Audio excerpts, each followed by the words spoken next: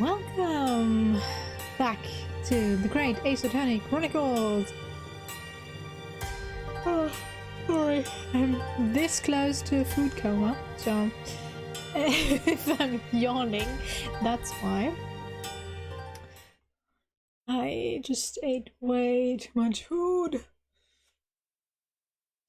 Still have a bit. Oh, I forgot the lights again. Give me that. Thank you, thank you. Thank you, thank you. I still have a bit of the salad left. But that's just not fitting in right now. Oh.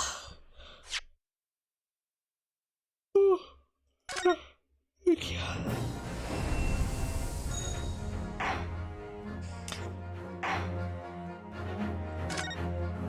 So yeah, being close to a food coma in combination with being woken up by a fly at 5 AM because that fly decided my face is the place it wants to be at and constantly tried to land on it. And I was there trying to sleep while this fly was like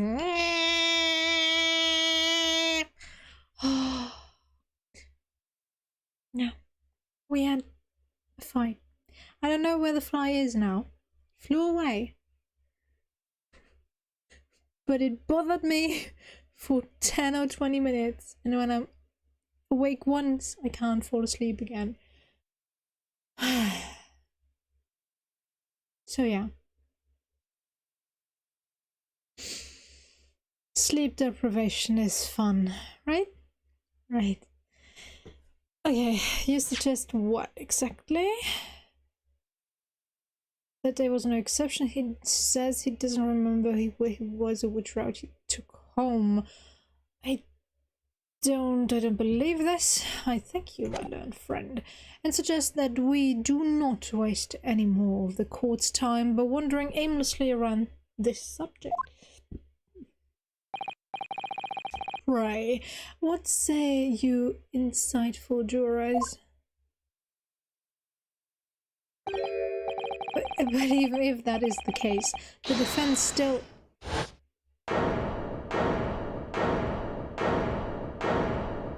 Yo, guys! I agree with Lord Van Zieks. Wholeheartedly and in every way. What? I don't believe it. Does this mean we members of the jury are completely convinced now? Very well. In that case, I hereby call upon all members of the jury to present your findings to the court. Guilty! Guilty. Guilty! Guilty. Guilty! Guilty! Now you can finally hear. Oh, it's quick.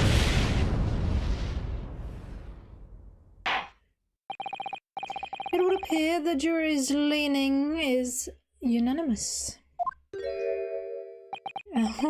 The quickest court session ever. 5 minutes. To the insightful members of the jury, I applaud your brave resolve. You serve Queen and country admirably. Mr. Naruhodo? No, not yet. This isn't over yet. I still have one last chance to sway the opinion of the jury. I have to tip the balance of those scales the other way. I have to turn this around. Somehow. Those are the eyes of query, not yet willing to give up and die. So, I presume you intend to wield your rights again in this trial? Rights of the defense written into antiquated British law that should have been buried long ago. Call bit antiquated, if you will, but it's the defense's prerogative to carry out a summation examination if it so chooses. Very well, counsel. In accordance with the letter of the law, we shall proceed with the summation examination. Are the members of the jury ready, Mr. Foreman? Of course we are ready. I'm all too familiar with that niponese whippersnapper and his uncle's refusal to throw in his alley. Very well then, ladies and gentlemen of the jury. You will each explain on what grounds you have determined the defendant to be guilty.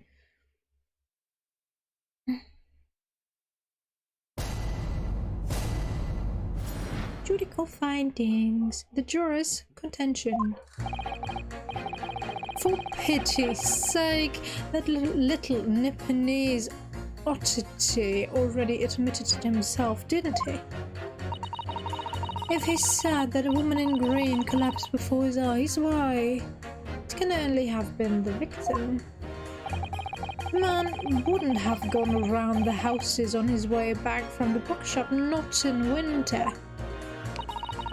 So the poor woman was attacked from behind, was she? How dreadful!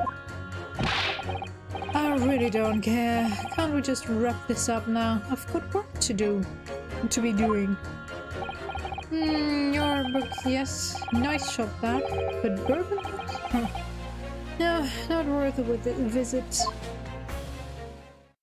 I don't see any contradictions. Huh. With only minor exceptions, the reasons for finding the defendant guilty are all too clear. When the stabbing occurred, the only two people at the scene were the victim and the accused. And the accused himself has admitted to seeing the victim in her green overcoat sink to the ground before his eyes. Furthermore, we have heard from the inspector that the defendant then fled the scene. I must say, I would have ample grounds to convict this man already. Oh dear, even the judge appears convinced of Mr. Natsume's guilt now. Why did he have to run away like that? And how are we supposed to believe in some phantom attacker that nobody could see? This is impossible. How can I possibly make a case for the defense? Mr. Naruhodo, this is no time for grumbling. If we want to force the trial to continue, yes, I know, I have to turn the tide. I must make the jurors change their minds. Well, 4 of them, at least. Exactly. We have no choice but to forge forward. You have the floor, counsel. Begin your summation examination. Yes, my lord. I just need to keep this trial going somehow, whatever it takes. Come on, Ryunosuke, you can do it.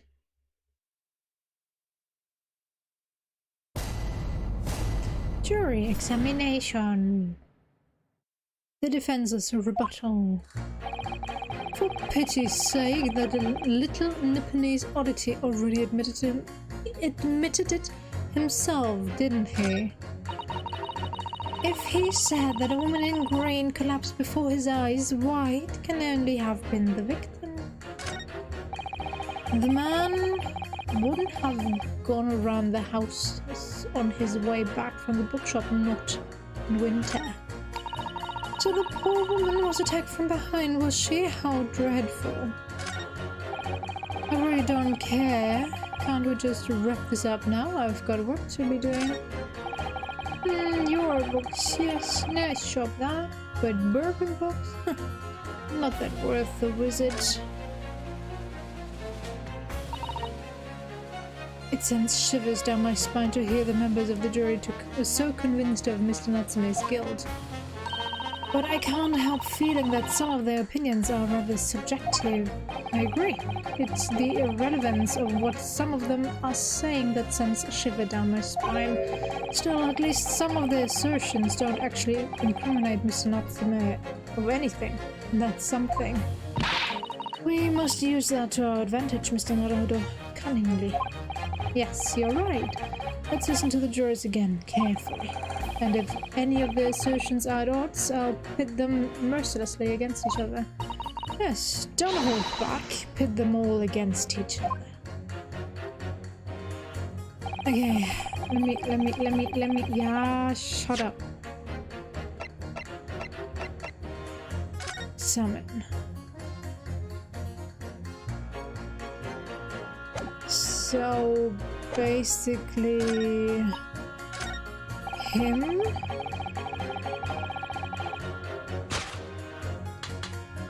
It's not really at odds though. Objection!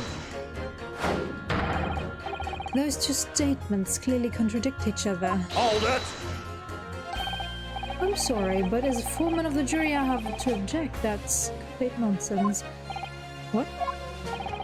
I'm a banker, don't forget, an educated man, and there's no contradiction as far as I can see.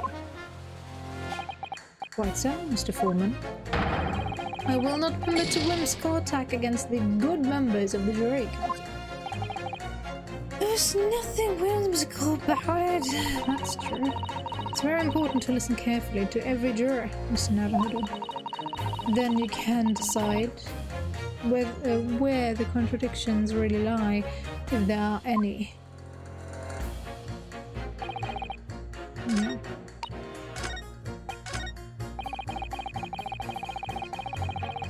Press. Hold it! Oh, sorry. Fold, did you say? Fold what? No, what I said was hold it.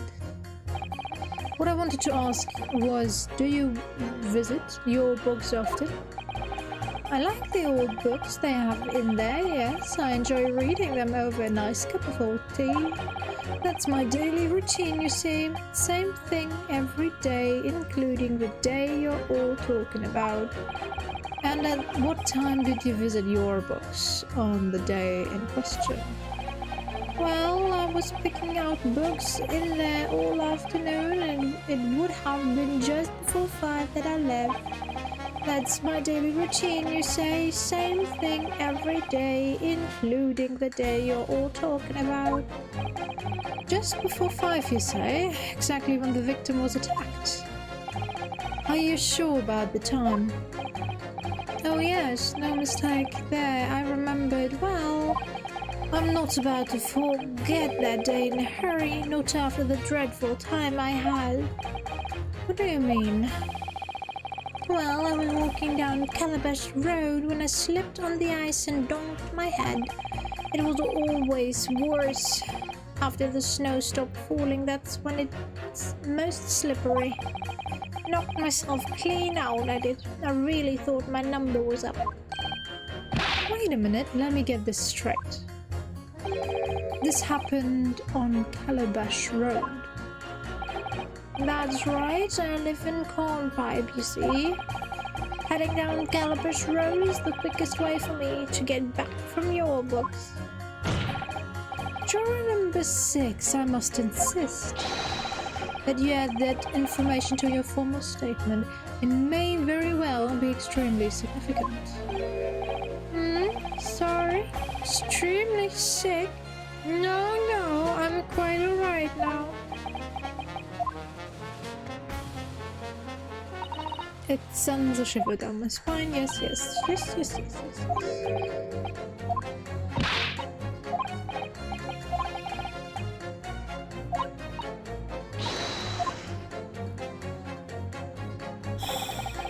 For pity's sake, but please. Hold it! Excuse me, but aren't you...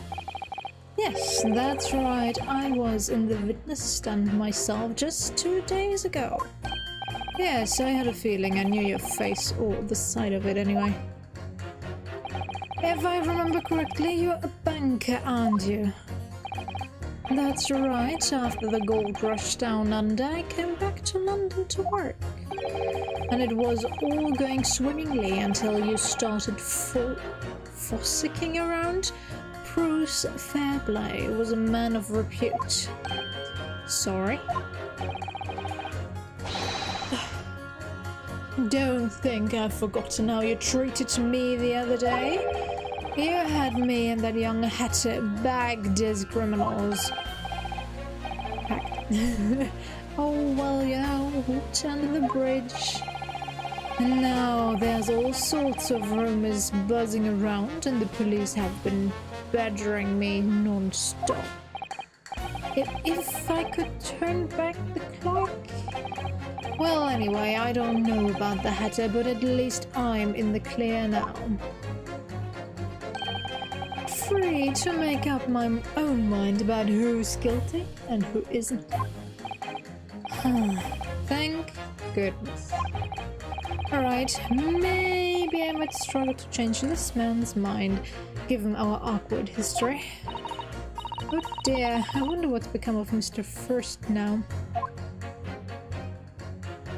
But shouldn't we be able to switch him out, because he has most definitely not our best interest at heart, so he's not objective, and shouldn't the jury be at least somewhat objective? I know they will never be completely, but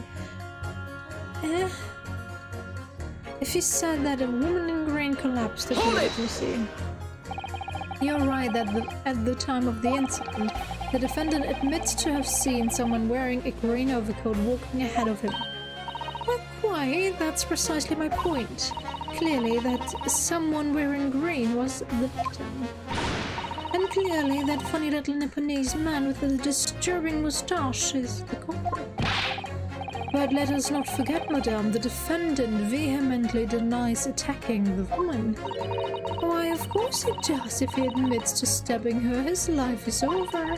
The man is obviously a liver-faced corpse. Honestly, claiming the woman simply collapsed before his eyes. But if that's a lie as you're suggesting, do you not think he would have concocted something more credible? Oh, I really couldn't say after all. You are foreign. Who's to say what goes through your funny little minds? I could tell you what's going through my funny little mind right now, but you wouldn't like it. I do declare the man has already made the admission. He himself has stated that there was nobody else around. Surely the conclusion is obvious. No one else could possibly have committed this awful crime.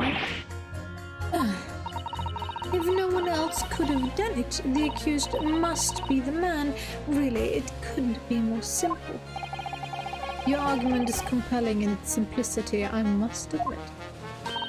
Oh my, you are too kind, my lord.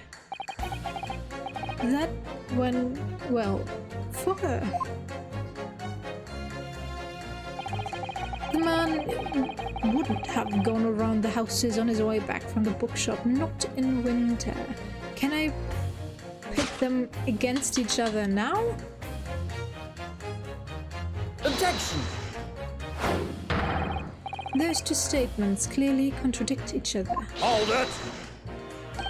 Are you gonna tell me no? Again?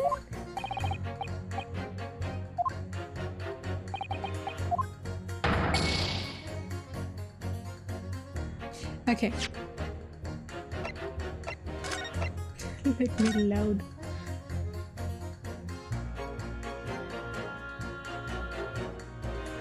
$7.15.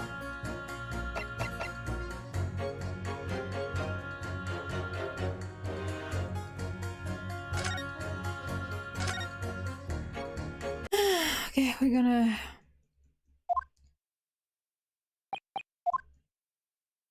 gonna skip ahead a bit. Or backwards.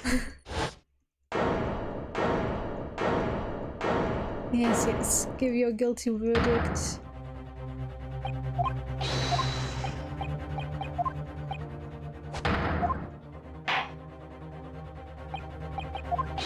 Guilty! Guilty. Guilty! Guilty. Guilty! Guilty!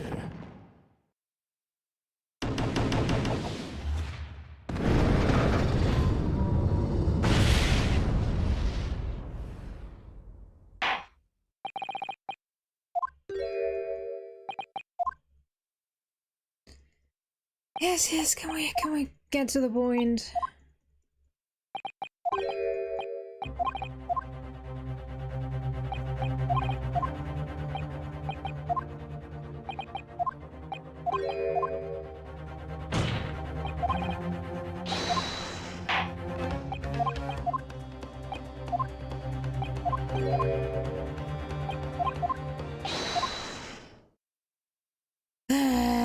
Yes, faster, please.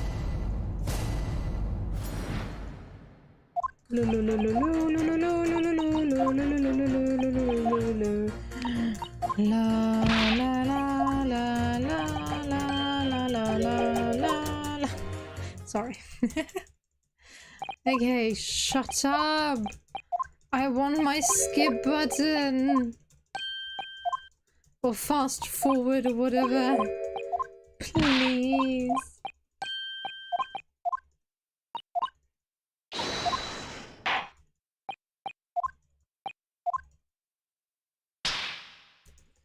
Let's go, let's go, let's go. Ryanosuke, let's go. Let's go, let's go, let's go. Okay, let's just press them on everything. Oh, no. Go back. Press.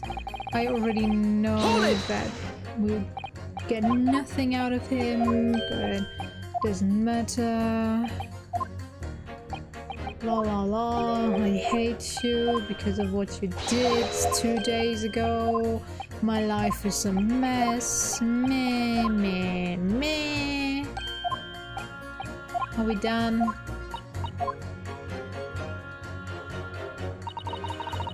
Hold it! We get nothing out of you either. We saw it happen, so it has to be him. There is no other way. It's because you're foreigners. La la, la la la. Okay, I haven't pressed you yet. But you can't deny that there are other routes Mr. Natsume could have taken back from your books. Oh, yes, like you drew on that map, you mean? What was it? Calabash Road or something? Precisely. But it seems to me that what counts is whether the little Japanese fellow actually went that way or not. Well, yes, that's true. And at the moment, there's no proof that shows he did, is there? Well, yes, that's true as well.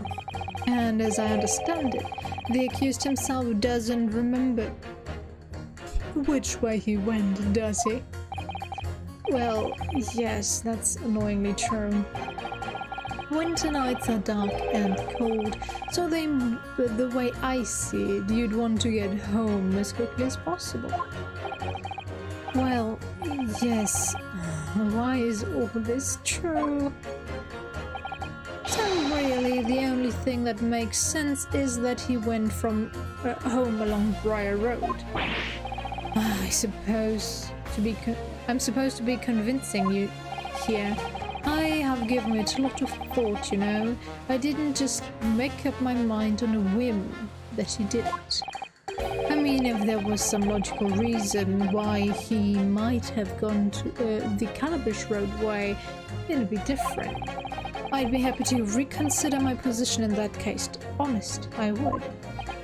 A reason why Soseki-san might have taken the longer way home. Yes, a good reason. I don't imagine you'll be able to sway this young man's opinion without it. So the poor woman was attacked from behind, was she? How dreadful. Hold it! Whatever is the matter, young man? You're the wife of Mr. Geritep, aren't you? The landlord who rents Mr. Natsume's home? His room? The master's wife? Where do you get your ideas, sir? I'm the maid. The maid, you understand? She's keeping up that charade. Okay. This is going to be awkward. Why didn't you mention this yesterday? That you'd been selected for the jury in this trial, I mean. Well, I was told not to mention it to anyone until the day of the trial, you see. It was in the letter I received. The instructions were very clear, so I'm afraid I had no choice. I see. Anyway, Mr. Natsume, the defendant takes lodging in your master's house, doesn't he? Yes, that's right, although he's only been in a little over a week now. And in that time, surely you must have taken stock of his character. Does Mr. Natsume look like the kind of man who would commit a crime such as this? Oh my goodness me, yes, he's just the sort. What? Spending all his time in the dark and dingy room, sporting that unscrupulous moustache. The man never speaks, and don't get me started on those shifty eyes. All the neighbors are talking about him. I've heard them, you know. People think he must be building a bomb in there or something. Okay. Oh dear, poor Mr. Natsume, how could people say such things about him? He's just a harmless bookworm, nothing more. Well, you just called him a worm, so... Anyway, I'd better be careful about inviting this maid to speak. She's said enough damning things already. Hey, I really don't care. I'll just wrap this up now. I've got work to be doing. Hold it! Wow. A man's life is on the line here, sir. This will take as long as it takes. Don't get clever with me, son. My life's on the line too, and so is my family's. The likes of you wouldn't understand, but a laborer like me can't afford to take time off. If I don't work, I don't eat, and neither do the wife and kids. Oh, I see. That must be very hard. I go to the union every morning to find out what needs doing. If you're late and the work's taken, it's tough. This time of year, there's water and gas supply pipes bursting left and right and center. They're after cheap labor to get the road stuck up to fix it. It's a hard slog from dawn till dusk it is. So you were out digging up the roads on the day of the incident as well, were you? That's right. In fact, if I remember rightly, it was just round the corner from where it all happened. By that old bookshop it was. What? Another coincidence? That's right, Meersham Street it was. Meersham Street. On the map, Mr. Naruhodo, there are only 3 named streets. Juror number 5, I need you to add that information to your formal statement, please. What's the point in that? Can't we just get this business over with?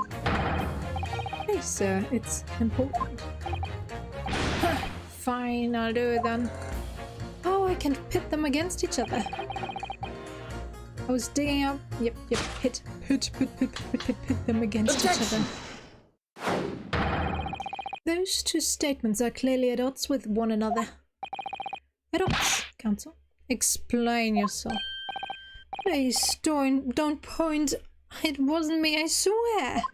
Okay, what? I just want to get this done and dusted. Well, juror number 3. Oh, me, sir? What do you mean? Juror number 5's words just now are extremely significant. Let's take a moment to consider the implications of what's been said on our map of the local area. On the day in question, Mr. Natsume visited this bookshop to purchase a number of second-hand books. And on the same day, We now know that there were works being carried out on Meerschaum Street, making it impassable, which means that the defendant's route home could not have taken him along Meerschaum Street down Briar Road. Oh, yes, of course. What do you think, sir? Well, yes, you can't argue with that, really, can you? We must have had a good 2 yards or more of the pavement up. Every gentleman and gentlewoman that came along had to turn back and go the other way. So, the only conclusion in this?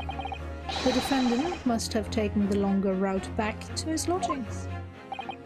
Yes, I suppose he must have. I suppose that must be right, eh? Juror number 3, you said the following. The man wouldn't have gone around the houses on his way back from the bookshop. But we now see that he had no choice. Yes.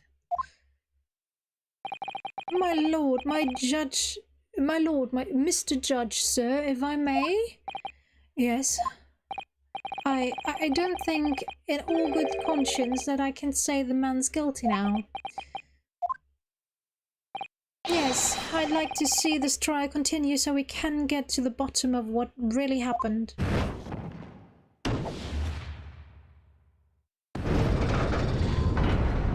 Yay! What about you, sir? Who? Me? Well, alright then. If there's a hole in the prosecution's argument, it should be filled in, that's what I say. Thank you. Too kind. Oh, well done, Mr. Naruto. That was wonderful. Well, we've managed to change a couple of minds at least. It strengthened our position somewhat. Yes, and it will prompt the other members of the jury to reconsider their stances as well. They'll be asking themselves if their current leanings are really right or not. Now, if we could just identify one more clue or discrepancy that would make them stop doubting Mr. Natsume, we might be able to tip the balance completely. Yes, that's exactly what we've got to do. Von Zieks is looking to bring this trial to an early conclusion. That's what we have to prevent by whatever means we have at our disposal. Thank you, counsel. On with the summation examination, please. Yes, my lord. Phew. Alright. I've decided not guilty at this point, so I can see where this trial goes from here. So, blah blah blah blah. Your books, yes. Quite some. A nice shortcut. But bourbon books? not worth them. Hold it! Visit. Sorry? Folded, you say? Hold what? No. What I said was hold it. What I wanted to ask was, do you visit your books often? I like the old books they have in there. Yes, I enjoy reading them over a nice cup of old tea. That's my daily routine, you see. Same thing every day, including the day you're all talking about. And at what time did you visit your books on the day in question? Well, I was picking out books in there all afternoon, and it would have been just before 5 that I left. That's my daily routine, you see. Same thing every day, including the day you're all talking about. Just before 5, you say, exactly when the victim was attacked. Are you sure about the time? Yes, no mistake there. I remember it well. I'm not about to forget that day in a hurry, not after the dreadful time I had. What do you mean? Well, I was walking down Calabash Road when I slipped on the ice and donked my head. It's always worse after the snow stopped falling.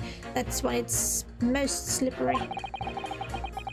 Knocked myself clean out, I did. I really thought my number was up.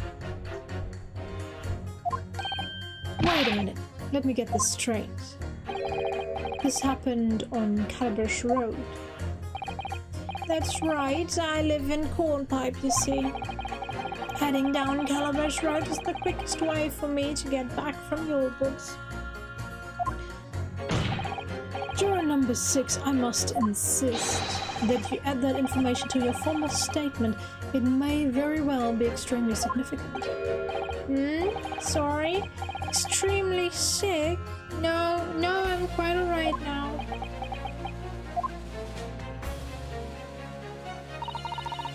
You have changed 2 of the jurors' minds, Mr. Narado. Yes, just 2 more to go.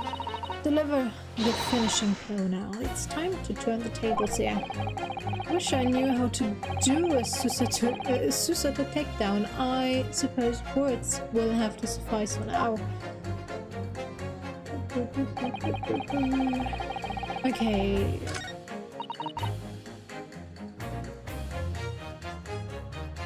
Let me save real quick.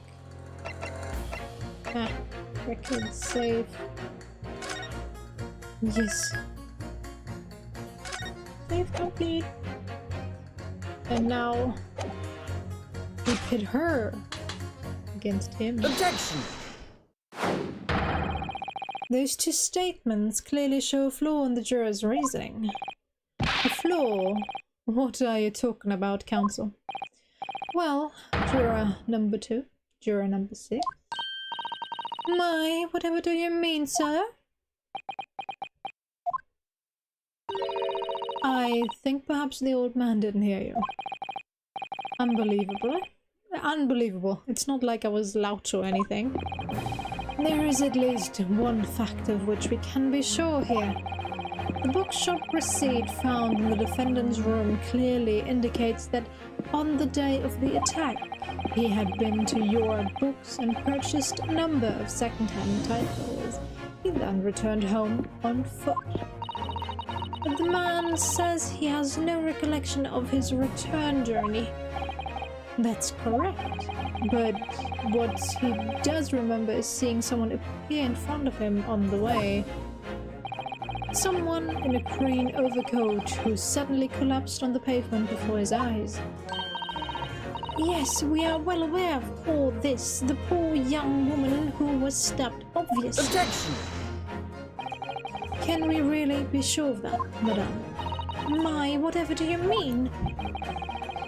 I'm sure you heard juror number 6's account of what happened to him that day. That same afternoon, there was somebody else apart from the victim who was wearing a green overcoat and who fell over on the icy streets in the neighborhood. Oh my! My goodness, you mean... That's right, I'm referring, of course, to hard of hearing juror number 6. Are you really suggesting that the person in the green overcoat whom the defendant saw collapse in front of his eyes was the jolly old gentleman on the end of the bench here with me today? That is entirely possible, yes. After all, the old man has a somewhat similar build to the victim. Well, look at that. My goodness me! Sorry, you need a pee? And crucially, we know precisely where the old man in the green overcoat fell, on Calabash Road. Therefore, if the person who Mr. Natsume saw collapsing in front of him was in fact juror number 6, it means the defendant must have taken the long route back to his lodgings. And if that's true, then clearly the crime scene on Prior Road where the woman was stabbed was not on his way home. Oh my! You idiot, old man. If you hadn't been so daft as to be roaming around there, we'd have boxed this off hours ago. And really? What were you thinking? What were you thinking, wearing such a befuddling coat? What did you say to me? Is it a crime for the elderly to walk the streets these days, huh? Is it a crime to slip over on the ice? Is it a crime to keep up with the latest styles and wear a beautiful green overcoat, is it?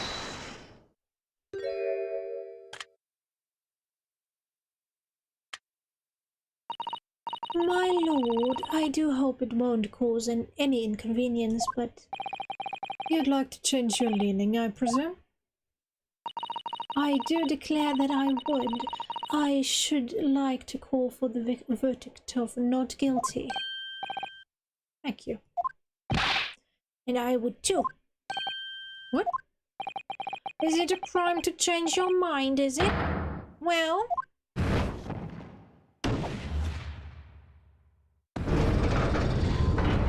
Arigato. Arigato gozaimashita.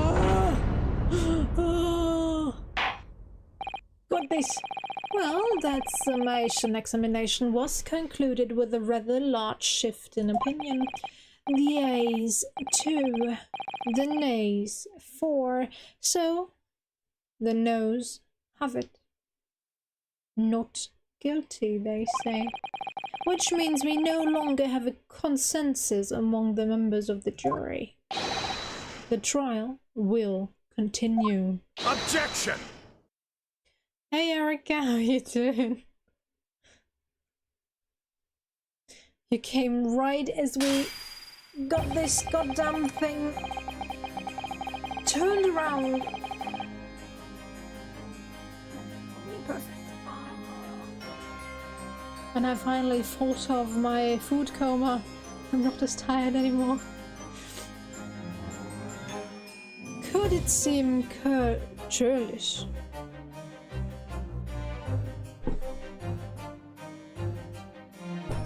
Sorry.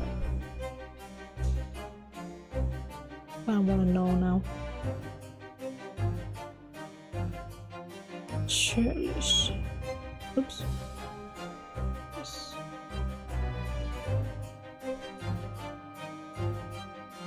Okay. I just want to know the pronunciation.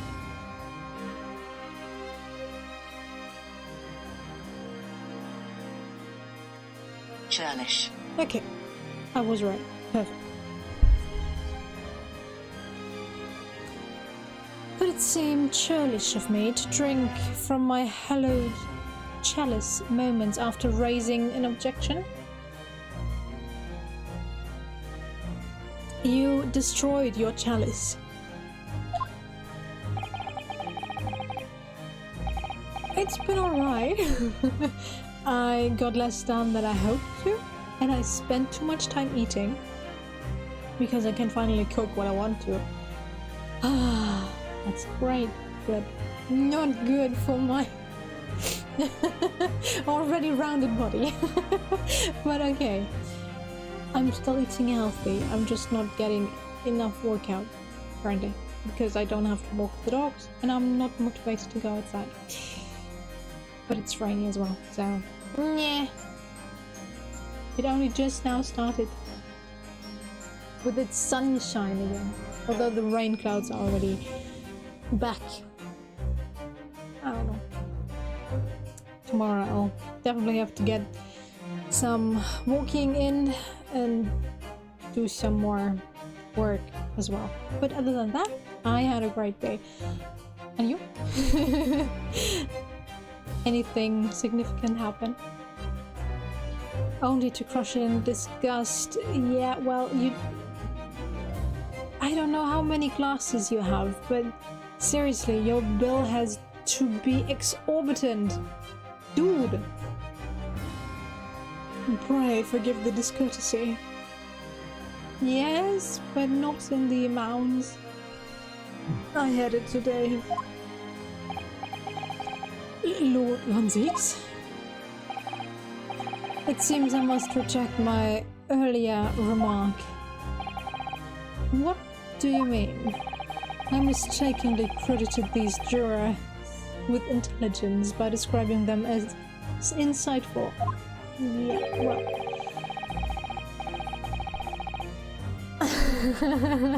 Let's exercise together tomorrow. Yet we have just witnessed them falling for a cheap trick performed by an Eastern entertainer. Eastern? Wow. Yeah. Whatever do you mean? Objection! I haven't tricked anyone. Everything I've said is the truth. Indeed, stalwart juror number 5 was undoubtedly preparing the road as he claimed, repairing. I believe you said it was a good 2 yards of the pavement which you had excavated, sir? That's right. It took me the whole day and they paid me a measly 2pence for it. Now, my learned Niponese friend, tell me. Do you have any notion of the distance that 2 yards represent? No. Well, if I'm honest, I don't have a clue, no. 6 to 12 plates of food? Wow. I can barely manage 1, maybe 2.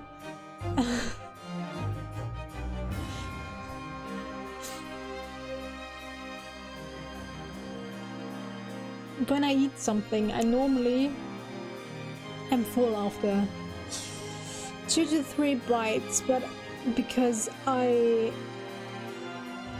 have ingrained in me that I have to finish what I put on my plate, and I normally put more than I need, I force it down as well.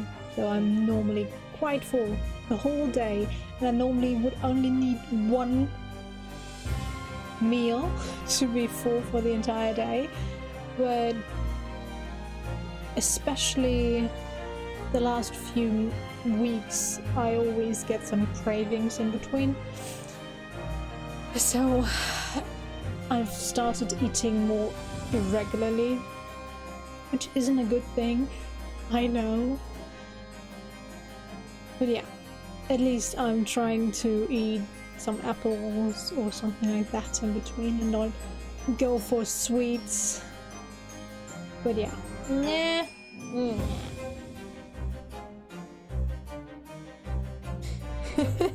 That's a good excuse. I'm just short. I'm short. I'm drowned, so I don't need a lot. But I eat a lot. But compared to others, I eat not that much. Except for today. I don't know. Now, well, if I'm honest, I don't have a clue now. 2 yards is a little less than 2 meters. Less than 2 meters, that's not much at all. In other words, a distance readily vaulted by anyone of moderate vigor. Would you not agree, my stalwart friend? Me? Well, I can't say you're wrong now. What? And did you perchance erect a sign to prevent pedestrians from passing the side of your works? I wouldn't dream of it. What a waste of time. No coaches would have had a hope of passing anyway. We just turned any gentlefolk back, and they kids just jump right over us all the time. The accused is no gentleman, as far as I can see. I have little doubt, however, that he could spring over a 2-yard trench in his meandering around town. Why would he and should he?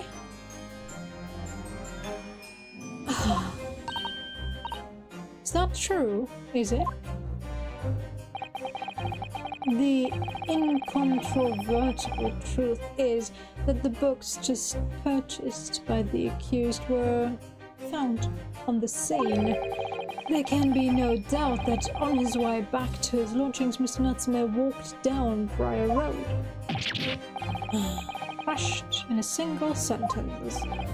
And, old man, cold man, you can talk. You say that at around 5 o'clock on the day in question you slipped and fell on Calabash Road. Pray, was there a suspicious-looking niponese behind you at the time? If he's behind him, how would he know? He knocked himself out. Vanzies. My dear friend. Shut up.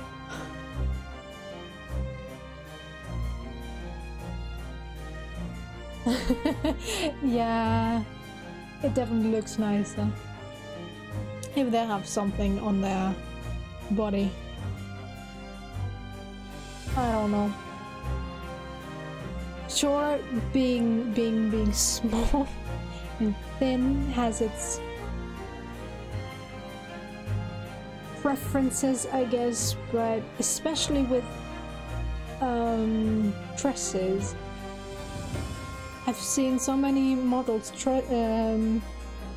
being dressed in dresses, and I was like, okay, it looks like they're just wearing a potato sack. It just hangs down their bodies because they don't have any boobs. I was like, okay. I'm not saying you have to get implants to wear this dress, but maybe get a dress that's right for your type of body and not one that's just if you have no curves. I don't know. I don't care about fashion, but that was like, alright. I don't like it. And especially considering that so many young girls are influenced by these types of extremely thin models to,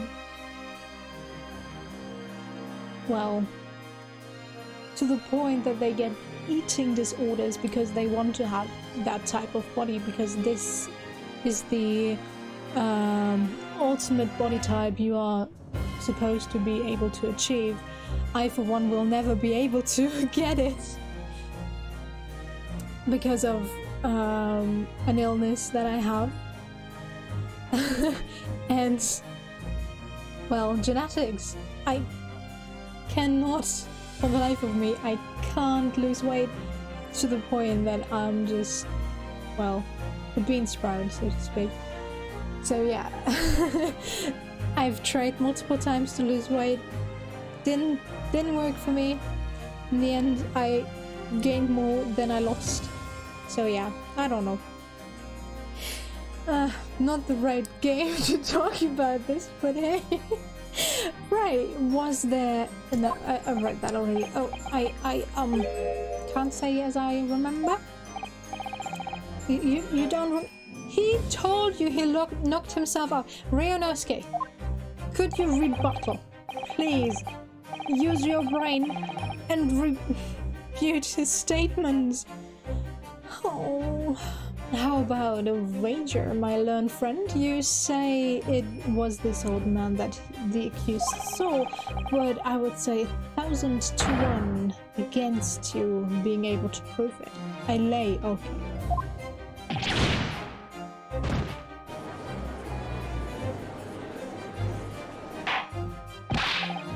Order!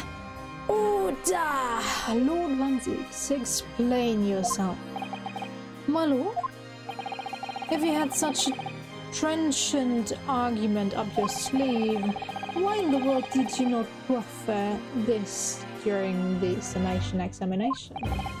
Huh. I wanted to give this young foreign student the sightseeing experience he no doubt came for. I wanted him to see for himself how the opinion of the jury is so readily swayed. But my hospitality has its limits, and they have been reached, I feel. Your pride has been hurt, and that's all. So, my learned friend, today's sightseeing tour of London is now over. What are you talking about? My lord, The prosecution requests permission to call its next witnesses to the stand. Granted. Bailiff, bring forth the witnesses. Its next witnesses?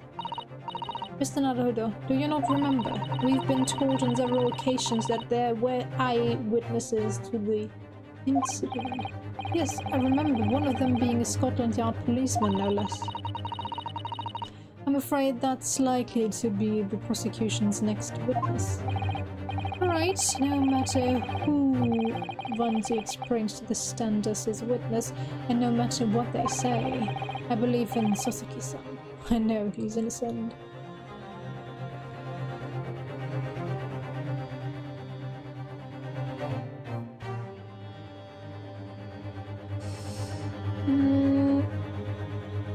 TikTok and Instagram is a mixture. Yes, there's this BBL trend currently that you need those thick hips with the big butts, but no other fat on your body. So you still need to be thin, but you need those thick thighs and the big butt. Although it's a quite controversial operation to get. But hey, I just don't understand the parents that allow their kids with 14, 15 to get a BBL. I seriously don't. If they know the risks involved. If I could travel anywhere, it would be Japan. I would love to see it at one point, and it's so goddamn expensive to go there. But I want to really get to know the people, the culture there.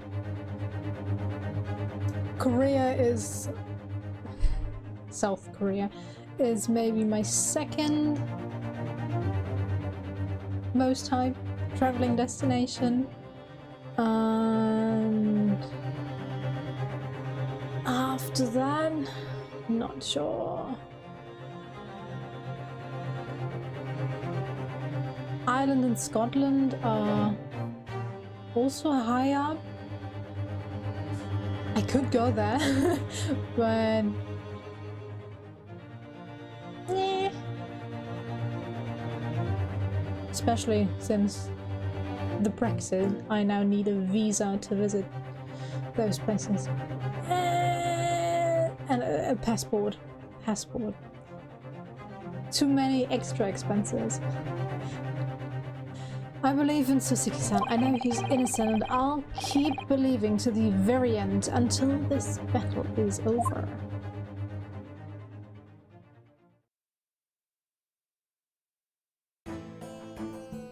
Okay, he looks like he's about to fall asleep. Witnesses, please state your names and occupation for the court. And that's also... that sounds interesting, yeah. Would you love to go into archaeology if you could?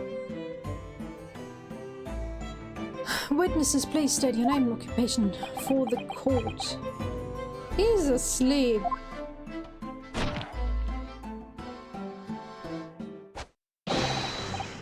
Constable Roy Beatty? So, nothing to report to the streets. And we're taking his witness testimony of someone who's definitely sleep deprived and was not paying attention to anything. And I'm Mrs. Beatty, whatever. Patricia is my name. I'm proud to say I'm this young town hero's wife. I don't think you get to see your young husband, hero husband, a lot.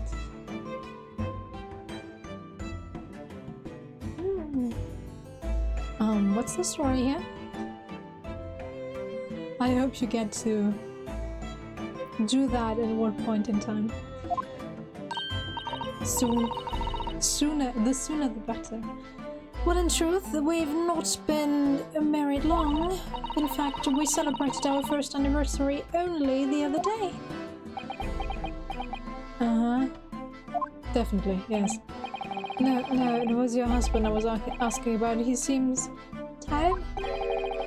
Hardly surprising. Whilst being an honourable occupation patrolling the beat. The beat, okay, is the most demanding work in the world. Oh, really? I'm sure I've heard that before, actually. Indeed, apart from rare days off, our gallant officers trudge some 20 miles a day, you know? They patrol boarding houses and pubs, collect taxes, survey the streets, check that meters are reading true, and they're responsible for keeping the streets clean and lighting and extinguishing our street lights. There are a number of items on that list that don't sound much like policing duties at all. Yes, I agree. I wouldn't just be falling asleep on my feet. I'd have collapsed long ago. But it goes without saying that a policeman's primary duty is the apprehension of criminals. Even when he is off duty, a constable is expected to investigate and resolve any crimes on his beat. Are you serious? That poor bloke. Give him a break. For the London Bobby is a man of honour.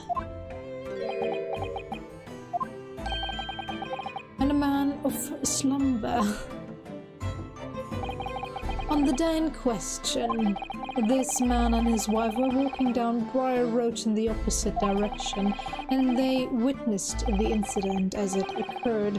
Is that not correct? Sorry, Mr. and Mrs. Beatty. That's right, isn't it, Rowley?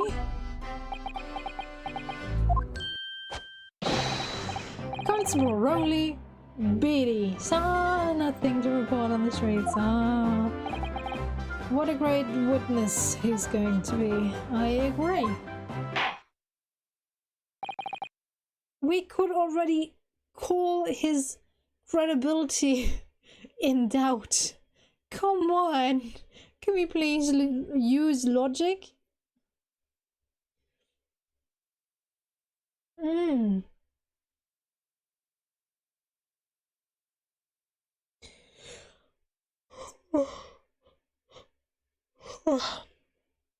We have 2 jury members that we could request to be replaced. The guy who was a witness 2 days ago, who hates us, so he's not objective, and the wife/maid of the landlord that our victim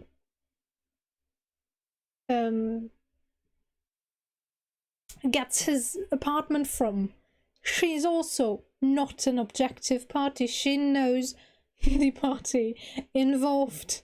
So 2 we could replace. The 2 that are currently still voting for guilty. That's part 1. Part 2. This witness is in no state to be questioned. Sure, his wife may be awake, but you can't say it was a constable, a policeman that witnessed the incident if that policeman wasn't awake enough to witness anything. And I think his wife was preoccupied with other stuff as well, so I would question the credibility. But okay. Very good. I'd like to hear your formal testimonies now, please. You will tell the court exactly what you saw on the afternoon of the incident.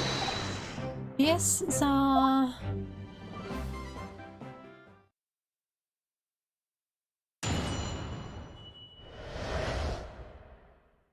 What the witnesses saw. It was our wedding anniversary and Rowley was taking me out for a meal. There was no time to change after work. Anyway, two silhouettes appeared out of the fog on the pavement in front of us. All of a sudden, one of them just collapsed on the floor. Then the other scattered something for running off. We ran straight over, of course, and then went for help at a nearby police box. There was definitely a Japanese man in the dock. Rowley and I both saw him as clear as day. Didn't you just say it was just silhouettes? Well, this is extremely compelling testimony, I must say. Oh dear, this policeman and his wife are claiming to have positively identified Mr. Natsume at the scene. If their testimony is true, the alternative course of events that you established is the summation examination will be quashed. It's death knell, in fact. Because that alternative was never viable in the first place. What an unfortunate chancing, and on your wedding anniversary too. Oh, I know, but I still managed to go out for the evening with my man. I thank the Lord for that. I would think you have someone on the side, dear. No way in hell are you getting anything out of this man that you're calling your husband. You can act lovey-dovey all you want, but he's definitely only a side piece for you now. Not that that is important, but alright, gosh, the life of a London Bobby sounds very hard indeed. Indeed, however, this cross-examination will be over in minutes. You may well have time to rest this afternoon. What do you mean by that? My learned friend, the witnesses saw the face of the man fleeing the scene. They are testifying under oath that it was without doubt the accused, Mr. Soseki Natsume. And one of these witnesses is a policeman, no less. So you appreciate the gravity of the situation, I'm sure. Except that the man's so tired his wife has to do all the talking. Enough preamble. Counsel for the defense. Commence the cross-examination, please. Yes, my lord.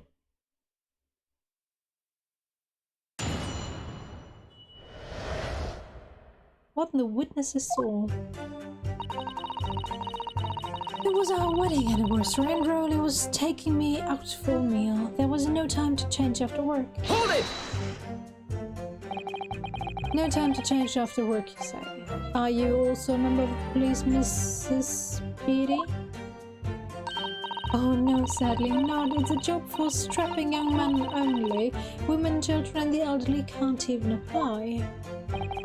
Well, I think you can probably see why children and the elderly can't do the job, can't you? I think Rowley looks ever so handsome in his uniform. It suits you down the ground, doesn't it, darling?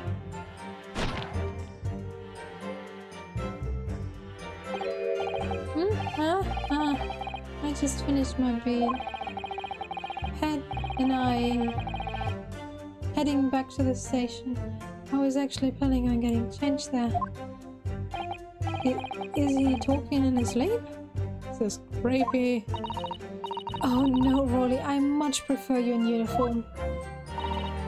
Sometimes I don't recognize you when I see you in plain clothes.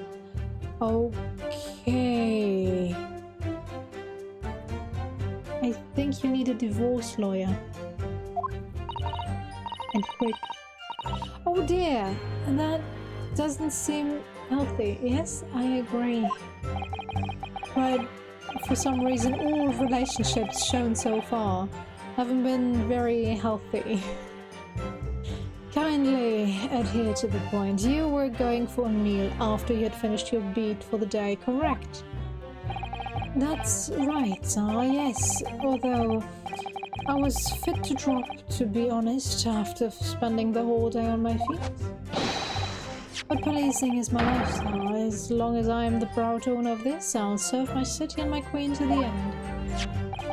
What's that now? My warrant cards are prove that I'm a London copper. It has the noble founding principles of the force written on it as a reminder to all us policemen of our sworn duty. To patrol the streets of London town and uphold the peace of the common man. And for such a noble cause, I cover 20 miles every single day without fail and without a grumble. Because I know that the plodding of my boots is all Londoners need to hear to feel safe and secure. Not so sure about that, but okay. So, fighting crime doesn't appear to come into it then. But just on that one particular day, I was looking forward to celebrating my wedding anniversary. Mrs. Beatty puts up with with a lot being married to a bobby like me. I wanted to show my dear wife how much I cared. Oh, Pat. Oh, Rowley. Oh. Oh, what a charming couple. Their young love is such a joy to behold. If a little over the top, perhaps? And then kindly describe what happened next. Anyway, two silhouettes appeared out of the fog on the pavement in front of us. Two silhouettes? That's right, they were coming towards us walking up Briar Road in the opposite direction. There was a rather plump figure followed by a scrawny, thin-looking man. That does sound exactly like the victim as pictured in this print and like Mr. Natsume. Yes, unfortunately it does. And you're certain that at the time there was nobody else nearby? Ah, yes, quite certain. It was dark, but there are street lights on Briar Road, you see. There was nobody else around at all. Isn't that right, my darling?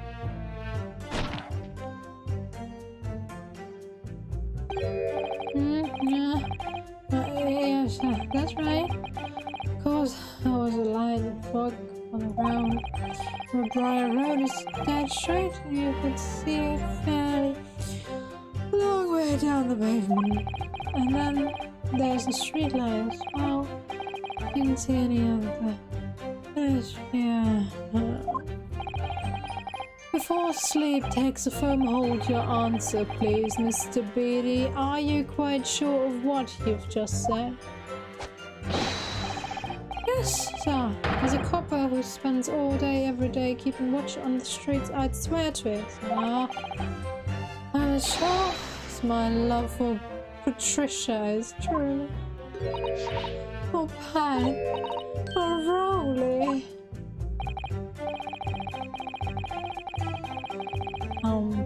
They're still maintaining there was no one else around other than the victim and the attacker. This relationship looks so fake, I can't even tell you about it. It's starting to seem like that must be how it really happened. It's beginning to seem like there's nowhere to turn, to run. Oh my god, I can't read. Well, that didn't stop Mr. Natsume, did it? He fled the scene all too convincingly. Thank you. I believe we have a reasonably clear idea of the situation just before the incident. What happened in the crucial moments that followed? All of a sudden, one of them just collapsed on the floor, then the other scattered something before running. Hold it! Scattered something? What do you mean by that? Oh, well, I couldn't quite make out what it was at the time, but then when we got closer, we realized what it was. Didn't we, darling?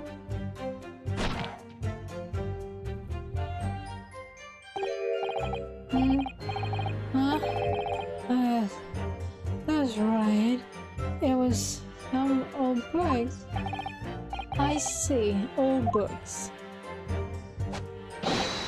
Yes, the culprit had dropped a number of them all around where the victim lay on the pavement. Indeed, as clearly pictured in this photographic print. That rotten Japanese man did that when he did the deed. Hold it! Let's not forget that it remains to be established that the defendant was indeed the attacker. But we saw him! It was the man in the dock without question. That mustache, the hunchback, cat-like eyes, the torn mouth, the snot, everything. Any more insults you want to throw in? That's right. He looked down at that poor defenseless woman with those terrifying, intense eyes, and then suddenly threw his books on the pavement and ran away. I see. This is tough. They seem as though they're telling the truth here. May I remind the court that this unambiguous testimony comes from a policeman and his wife. No, please. Continue. Yes. So.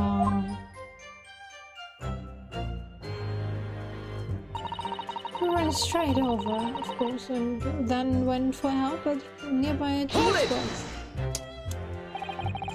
Was it your husband who went to fetch help? No, I went. I may not be a police officer myself, but I am the proud wife of one after all. Isn't that right, my darling?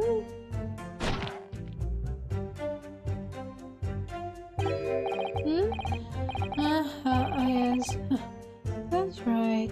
I asked Mrs. Speedy to go.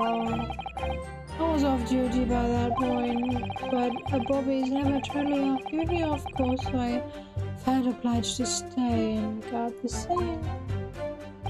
Shouldn't you have just run after him? Very laudable, Mr. Beatty. Preserving the scene of a crime is a task of considerable importance. That's why I sent Patricia, you see. I told her where to find the right police box. Forgive my ignorance, but what do you mean exactly by the right police box? Depends on a crime's location, you see, as to who deals with it. Where the woman was stabbed wasn't actually on my beat. I told Patricia the way to the police box for the beat the incident fell under so she could go and report it.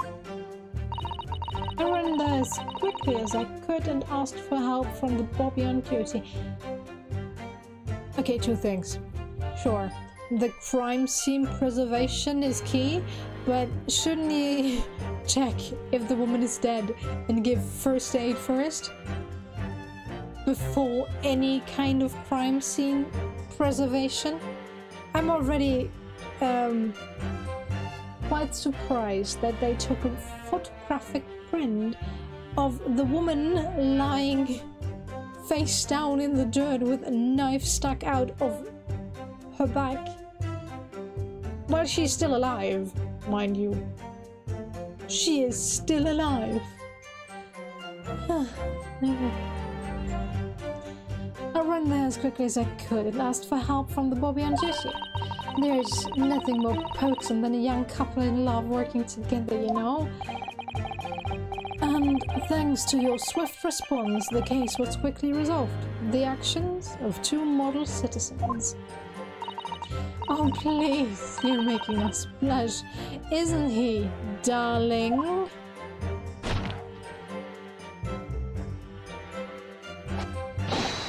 Yes, what Patricia says. Let's move on, shall we? It was definitely that Japanese man in the dock. Rowley and I both saw him as clear as day. But surely you wouldn't have been able to see his face by the light of the gas street lamps, would you? We absolutely could, as Londoners have exceptional eyesight. I have, you know. Right.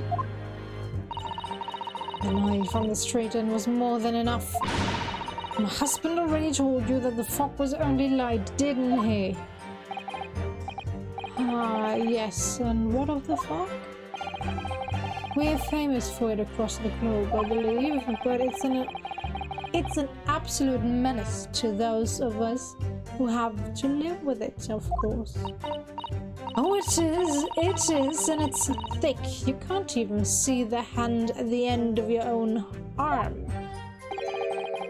Yes, alright, I take your point. Now, could you stop shaking your husband about?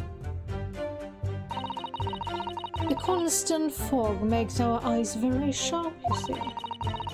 That's why we can tell you for sure and certain that it was the little Japanese man we saw. Can't we, darling?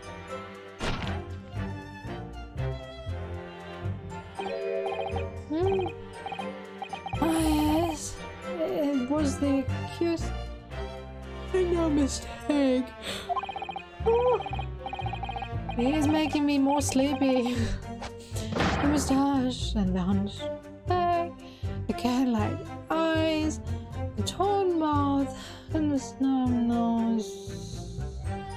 Unmistakable. As far as this couple's testimony is concerned, there can't be any question. It was Sasaki-san they saw running away from the scene of the crime.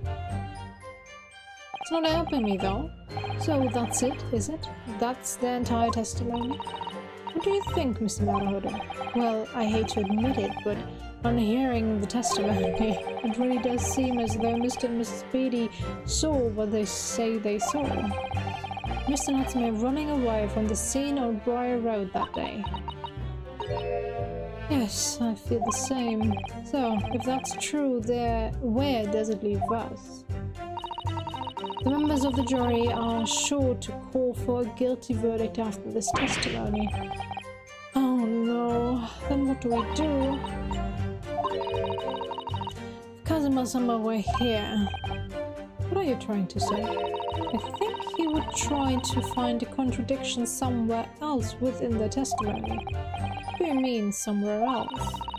The statement about seeing Mr. Natsume is unequivocal. Calling that into question won't help. But if you could identify some other part of the testimony which appears to contradict the facts, you might be able to discredit them, to make the jury doubt if the pair's memory of the day is accurate. Oh, right. Put simply, we must focus on finding a discrepancy in these statements somewhere. If we don't, I'm afraid the trial may reach an early and unfavorable conclusion. Why do I always seem to be so up against it?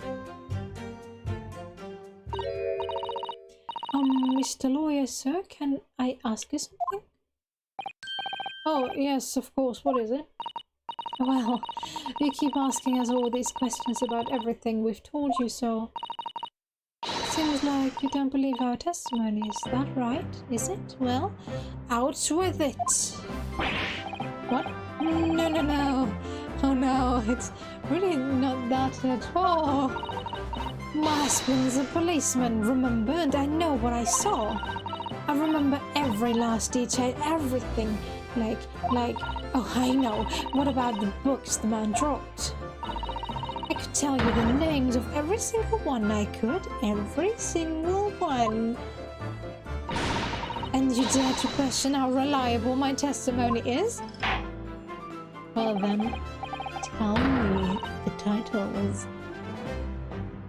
No, it won't do at all. The Japanese lawyer has no idea what I'm capable of. Even if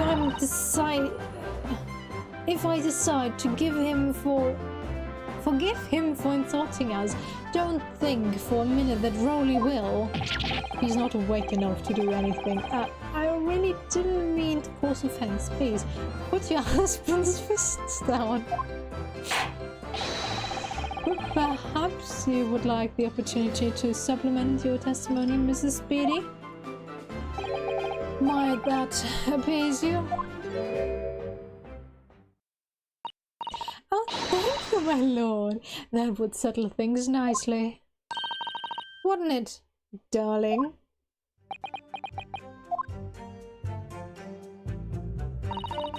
I could even tell you the names of the 4 books he dropped at the scene. Objection! So, you're saying that there were 4 books? That's right, I remember all of them. The picture of Monsieur Somebody, What's It's Yearning, A Meal for Someone, and The Thingamy Something. I'm sorry, Mrs. B. But there is a fundamental flaw in the statement of yours. Oh no, what flaw? Simply that. At the scene of the crime, there were only 3 books, not 4. What? Have a good look at this photographic print of the scene of the crime. As you can clearly see, there are only 3 books. But no, that can't be. I saw them. I know what it is. Yes, you can't fool me. Sorry. It's that big old lump of a dead body. The lady's so large her corpse is blocking the view of the 4th book, that's all. Let's at least try to remember that the poor woman isn't dead, even if we're insulting her size. Oh, I'm sorry, Mrs. Speedy. But Mr. Natsume could not possibly have dropped the 4 books you described. Why not? Fascinating. And from your short tone, something you can readily substantiate with evidence, I presume? Ah, evidence. The goddamn receipt, my dear. Counsel, you will present evidence to substantiate your claim or withdraw it. What proof do you have that the accused did not drop 4 books? Where's the, what? Hello? Ah, receipt, wow. I was looking for receipt, not second-hand book receipt. It was only 3, yes? Yes. Take that! The evidence is right here, in the form of this bookshop receipt. From your books? Yes, this receipt details Mr. Natsume's purchase that day. But as you can see, only 3 books are listed. No. Therefore, Mr. Natsume would have only dropped 3 books at the scene of the crime. Which means that your power of observation, madame, cannot be relied upon.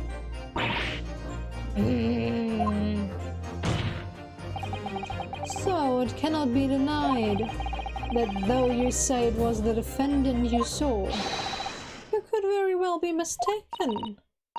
Oh no, oh no, no, no, no. Objection!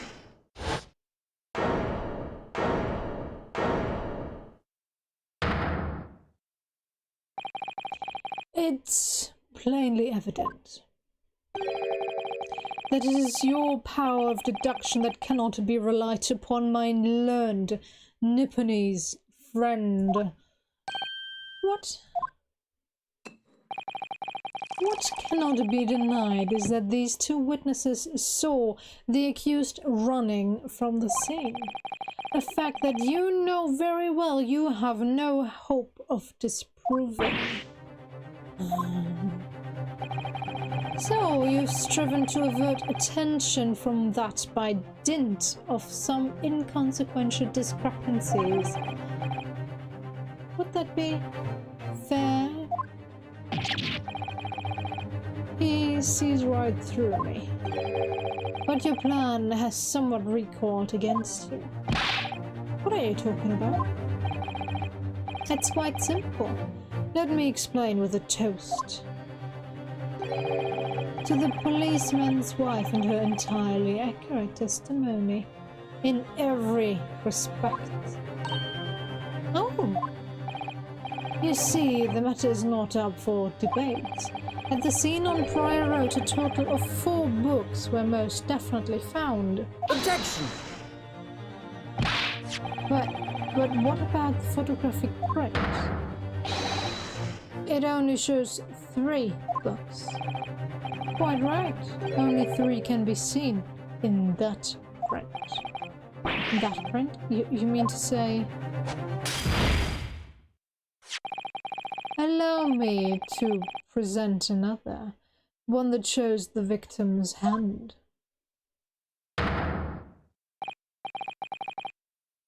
Why is there a burnt book? Oh, is that about the fire in the... But there was no broken window.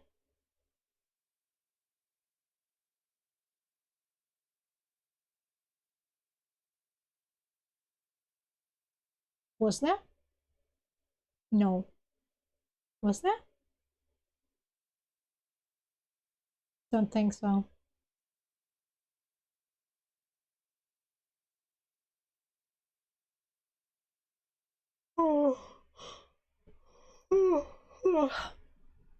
I don't believe it. It's the 4th book, but it wasn't dropped. As you will observe.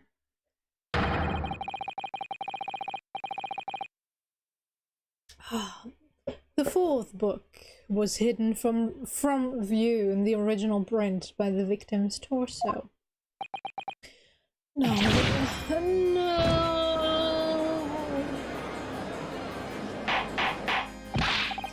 Order! Order! There, you see? You see? Look at that. Look, look, look. Yes. It's just like I said, isn't it, my darling? Yes, Patricia is always right. Let us study the receipt for the books purchased by the accused on the day in question. Mrs. Bealey, the titles once again, if you please. Oh yes, of course, the picture of Monsieur somebody or other. The picture of Monsieur Lecoq. What's it, yearnings? Canterbury yearnings. A meal for someone. A meal for Gaborio. In fact. As the court has just heard, the witness remembers the book titles flawlessly, save for a few minor details. Mrs. Beatty's powers of recollection can only be described as exceptional. Did you hear that, Rowley? The gentleman paid me a compliment. Yes, flawless, Patricia's. Flawless. But there are only 3 books on the receipt, and Mrs. Beatty mentioned 4. Look at the picture, Rionosuke. There's nothing surprising about that. Clearly the 4th book is that which is shown in this photographic print. I'm sorry, counsel, but does that not seem odd?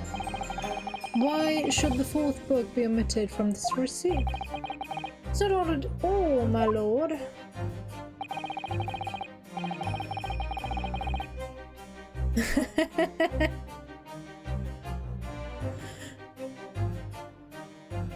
Probably, yeah. She probably had a recording of him saying I and do something and just played it for him.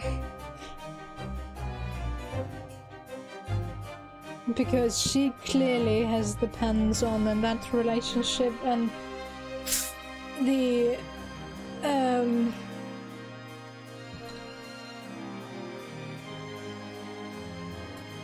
how should I say that nicely?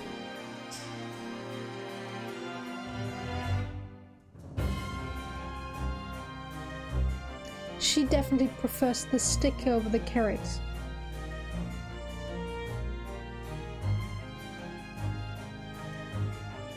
When she is the one using it.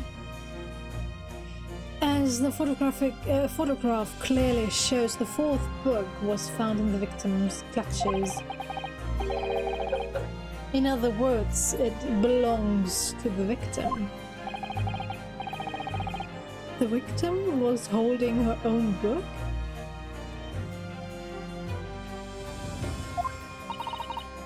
I wonder what became of that fourth book. I'm currently thinking that during the argument between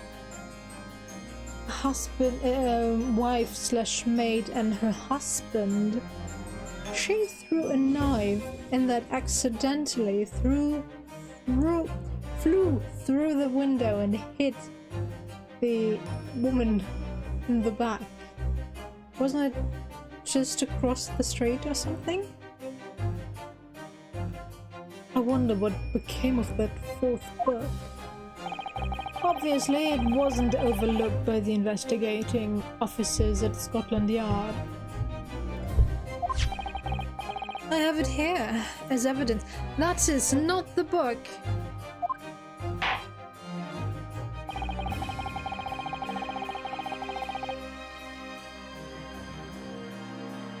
You will submit that and the aforementioned photographic print to the court, please, counsel. My pleasure, my lord. The second crime scene photograph has been entered into the court record.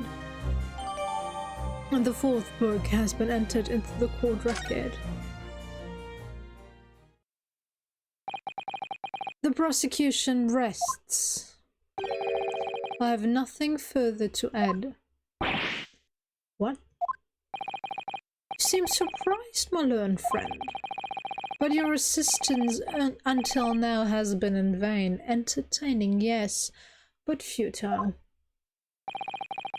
The spurious longer route to the accused's lodgings that you tried to establish in your summation examination, and the attempted discrediting of the witness's powers of recollection in your cross-examination. Futile? I walked right into this, didn't I? You see, everything we've said is true. You mean what you said? Isn't that right, my darling? Yes, pet. Marry me, pet. So, perhaps the ladies and gentlemen... See? He hasn't said I do. He hasn't even finished his proposal yet. So, perhaps the ladies and gentlemen of the jury would like to reconsider the positions? Should the court waste any more time on this niponese travesty? I think not. Or is the decision you have to make all too apparent already? You have heard all of the witnesses and seen all of the evidence. This trial has run its course. I'm afraid we are in a terribly precarious position. I know, but if I fight back in the wrong way now, I would very well just make matters worse. Think, Ryunosuke, think. What do you do now? Well, there's only one thing to do that would not end this trial.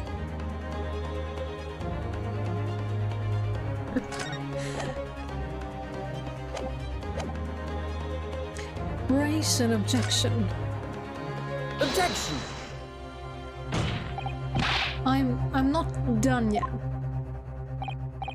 No, my learned friend, it's over. That last cross-examination was your final chance to establish a credible defense, and you failed.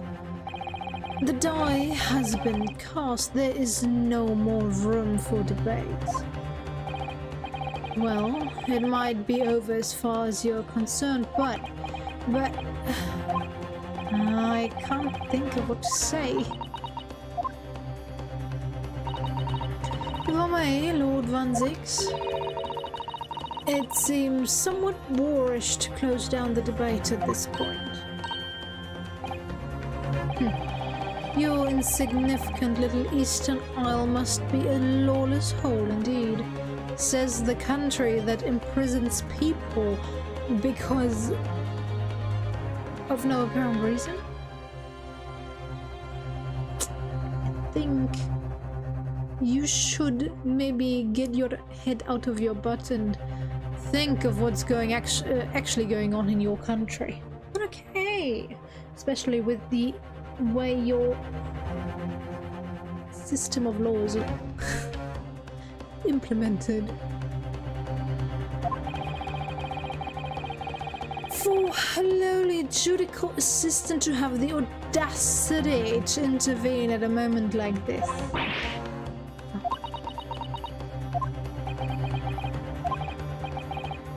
I am, to my shame, still a very inexperienced lawyer, so you will have to forgive me, but I consider my assistant's advice essential and her opinions invaluable. Mr. Naruhodo? Oh. One of this land's great guiding principles is tolerance, so the court will hear you, madame. Too kind, my lord. Go ahead, Mr. Sato, please. Very well. Pray, what insight can you give us? What have we all overlooked in this matter that you see fit to pursue further? Well, the court has been presented with new evidence, but only after the last cross-examination finished. I see. And you believe that this new evidence warrants further examination, do you? Mr. Naruhodo, what do you think? It's just possible that this new evidence might be the decisive proof we've been waiting for. The judge is sure to ask the members of the jury to announce their leanings in a moment. And of course, he's sure to ask you to explain what the crucial piece of evidence is and why. So we must take this opportunity to examine the newly presented evidence as thoroughly as possible. Yes, I understand, and thank you, Mr. Sato. Let's do just that. Me. He's a burn! Oh, look at this. The bug has been badly burnt. You're right, you'd never be able to read it in this state, especially not the letter pages.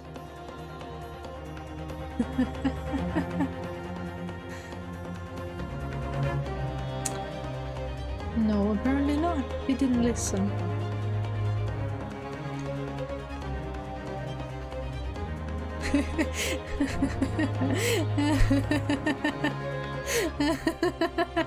This one.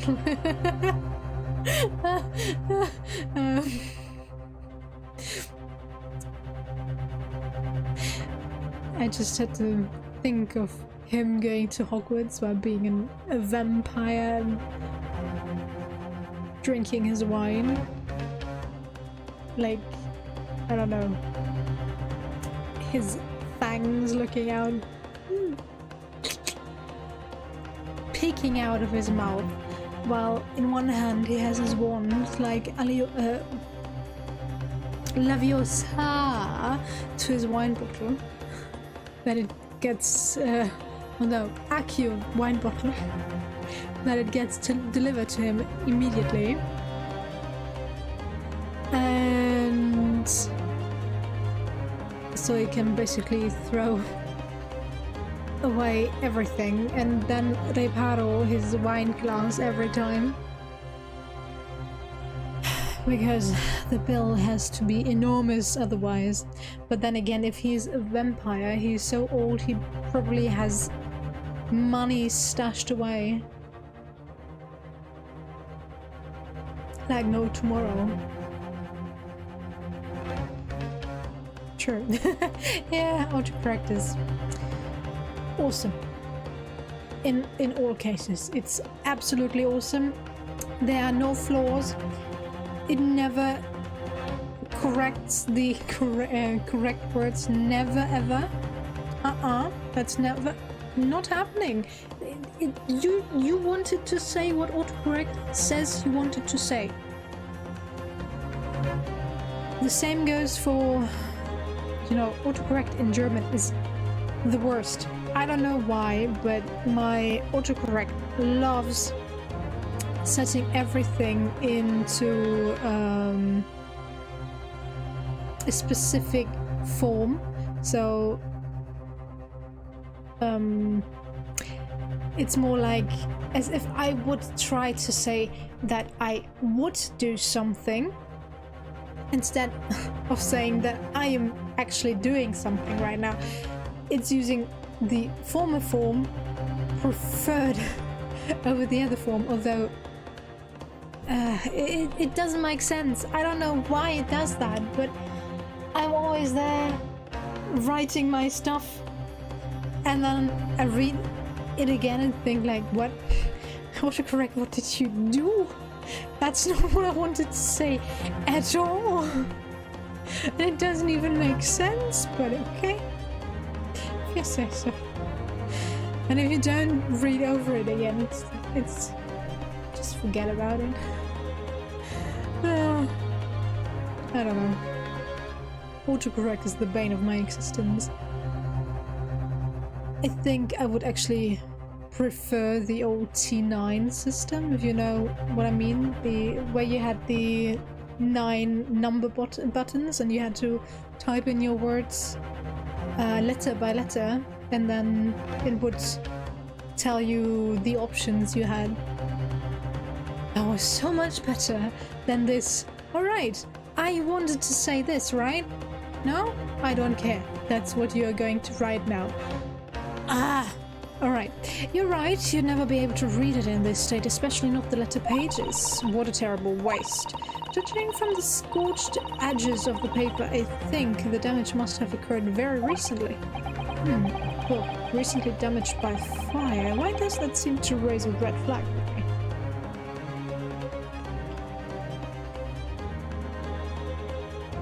Aww. Yeah, I don't know. I hate these. Normally when that happens for me, it either sends none of it or sends all. And then it's like 15 times I said the same thing and I'm like, okay, I am sorry. But then I get banned for spelling. The 4th book's information has been updated in the court record. Anything else? The Lion's Bride. Let me see if the book titled The Lion's Bride. I'm afraid I don't know any English literature at all, so it wouldn't be something I've heard. Wait a minute. The Lion's Bride? It's strange. I think I have heard of a book by that name before, and very recently too. It's a title I recognize too, Mr. Naruhodo. Guys, come on! Anything else?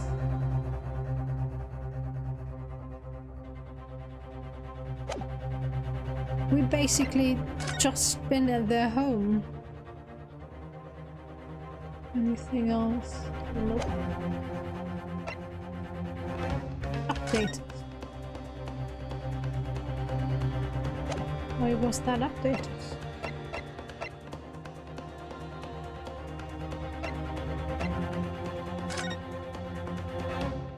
Yeah, it's basically... So it was an accident again. Okay, yes, I understand then. Thank you, Miss Susato. This is it. Susato-san has managed to win us one last chance there. I can't let it go to waste.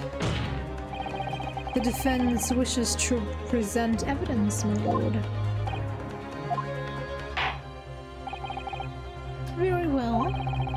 The defense may present one further piece of evidence.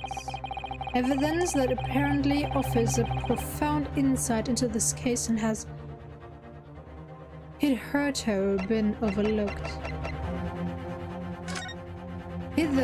Hitherto. Okay. Oops. Oops. Keep looking at this book, and every time I can't believe how badly burnt it is. But I can't believe what a terrible waste it is. The more I look at the damage, the more I'm sure it must have happened very recently too. A book damaged by fire very recently. Why does that seem significant somehow? This is...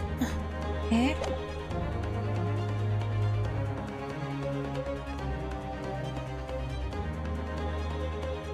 Ah, okay, that's strange. Never seen that. Okay. Take that! The evidence in question is what we can see from the newly presented photographic print of the crime scene. What? The fourth book found in the victim's home. Objection! We have already discussed the fourth book at length. Oh, other than it being in the victim's grasp at the time of the incident, no significance has been attached to it. Pursuing the matter further would be a flagrant waste of the court's time as you well know. Yes, I'm afraid, counsel, I must concur with the prosecution on this matter. When I afforded you this opportunity, you led the court to believe that the evidence in question contained a hitherto undiscovered clue. So I must insist that you elaborate, counsel. You will identify this clue at once. Do I make myself clear? Oh, well, yes, my lord. It's, Mr. Naruhodo. I believe the prosecution is trying to avoid a thorough examination of the evidence, which means you may very well be on the right track. Yes, I think you might be right. So, counsel, precisely where's the vital clue to this case which this fourth book conceals? We now do this. Wanted to do this in the first place. I would ask the court to observe the back of the book in question. The back? What do you... Good gracious! It's been burnt to the crisp. So, we have to ask ourselves, why was the victim clutching that what is clearly an unreadable book? It is undeniably an extremely unnatural thing for her to have been doing. Objection! Unnatural, you say, and what of it, my Niponese friend? Oh. Were I to concede the point if it bears no relation to the case, there's nothing to discuss. So, should you wish to assert that this fire damage is some veiled clue as to what happened that day? Pray, do enlighten us all. What truth does this charred book hide? Charred book. There's just one possibility here, which I can't quite bring myself to rule out. It's an outside chance, certainly, but worth a try. Alright, I'll explain my theory. Don't keep us waiting any longer then, counsel. Explain this theory of yours. What are you suggesting that you can ascertain from the fire damage the story tome has suffered? The shop that I sold its owner. My lord, the burn on the back of this book reveals a startling truth about the book's owner. I beg your pardon, but we already know who the book belonged to. The victim was gripping it in her hand as she fell to the floor. After all, it's obviously hers. The question of how this book came to be in the victim's hand has yet to be answered. However,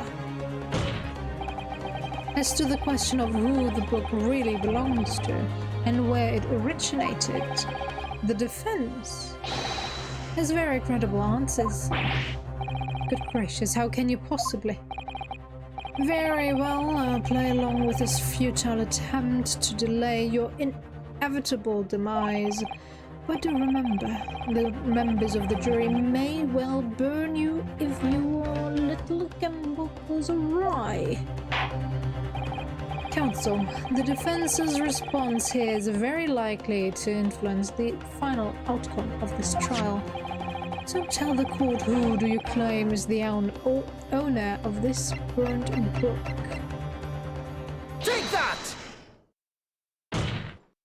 I nearly didn't recognize him because we almost never saw his full face, only the side profile. The answer is that the book belongs to the couple who own the house where the defendant has his lodgings.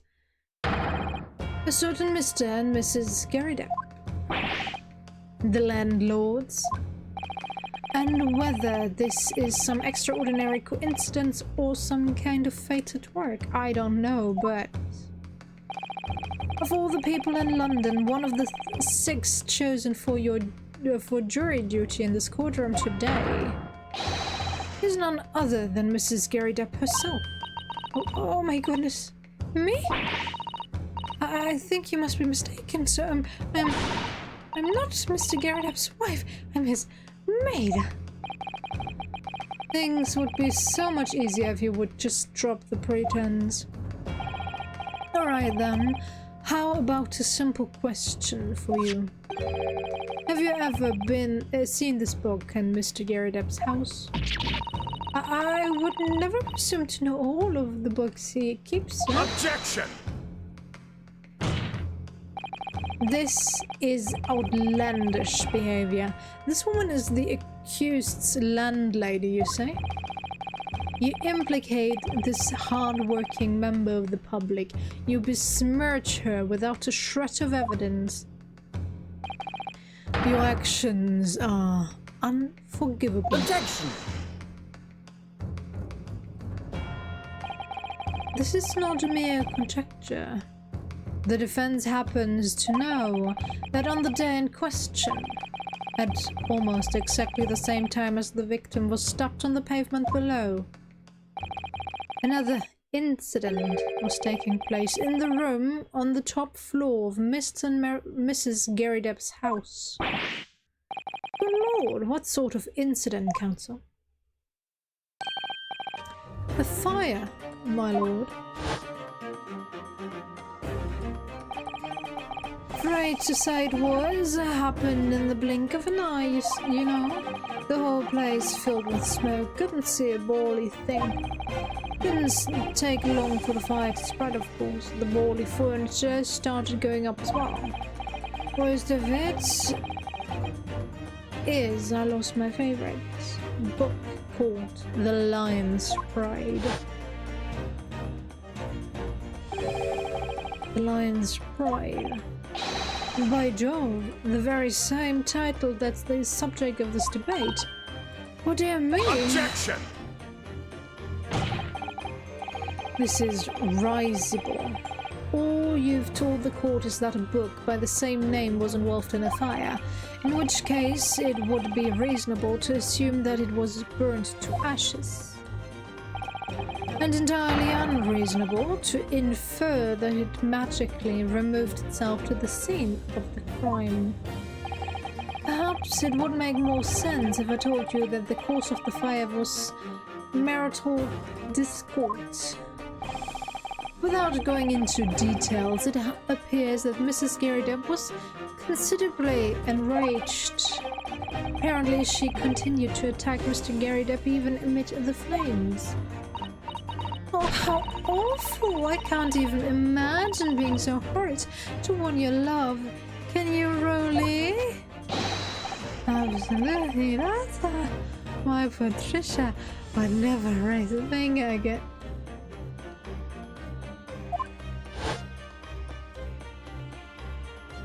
Not reading that. Had all my favorite old novels in that case. But as soon as the fire got hold of them, that was it. Whoosh, up in smoke. Then the wife started rolling things happily. There was I, back up against the window under heavy enemy fire. Incendiary books, incoming 10 to the dozen. The man had his back up against the window and he had burning books thrown at him. Goodness gracious, are you suggesting that the book was thrown through a window and landed coincidentally at the scene of the crime? Objection! No. Thorough investigation of the surrounding area was conducted the very evening of the incident, and there is no report of the Garrydeb's window pane being broken. That's quite true, but we also saw no sign of broken glass when we visited the Garrydeb household. But is it not conceivable that the window was open at the time not even remotely? Let us not forget the season and the chilling weather that accompanies it. No Londoner would ever leave a window open in the middle of winter. Does the defense postulate the scenario in all seriousness, counsel? Do you earnestly claim that the book found at the scene was a flaming projectile thrown by Mr. Garrydeb's wife? I believe it's a possibility, my lord. That's quite enough.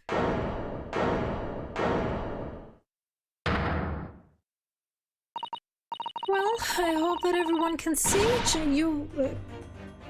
you for what you are now, you little foreign trickster. You call yourself a lawyer, but you're just a coward. A mean coward. Really? Claiming that our little tiff set the whole neighborhood alight, honestly. Implying that I'm merely posing as a maid for appearance's sake. How could you? It's nothing to do with this beastly case, not any of it. All you've done is sully our family's name.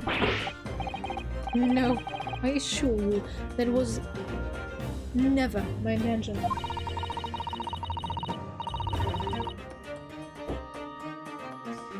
Dragging an upstanding citizen's name through the mud simply to divert attention from your failing defense. I should box your ears, that's what I should do. It's utterly unforgivable. Too right. Here we go. How long have we sat here now listening to this niponese spouting out his fancy foreign theories? But think about it. At the end of the day, the only person who could possibly have stabbed the victim is that little hunchback with the moustache, and he ran away from the scene too.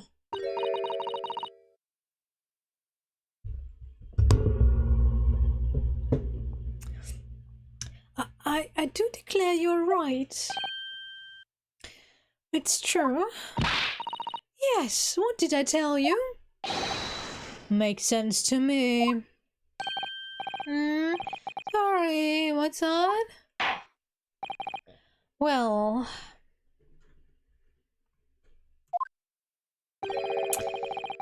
it would appear hear that the ladies and gentlemen of the jury are once again in full agreement.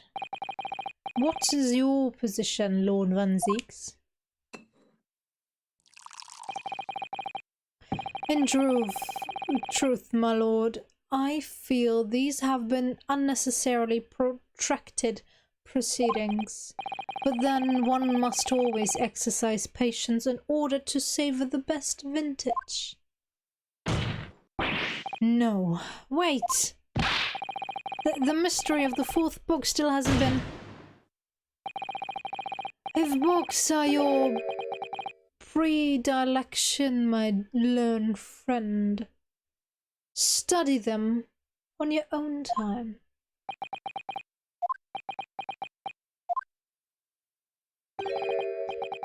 What? No, forgive the discourtesy this time. In that case, ladies and gentlemen of the jury, you will now state your individual decisions regarding the defendant's culpability for the court to hear. Guilty!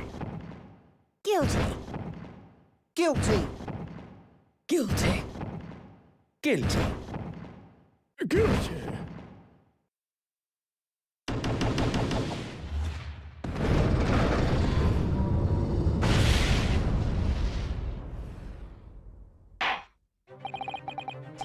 Thank you for that unambiguous response. It's twice now. It's over.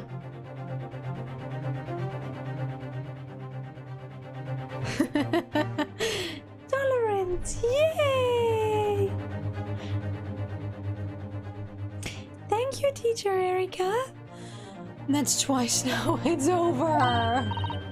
Mr. Naruto, don't give up.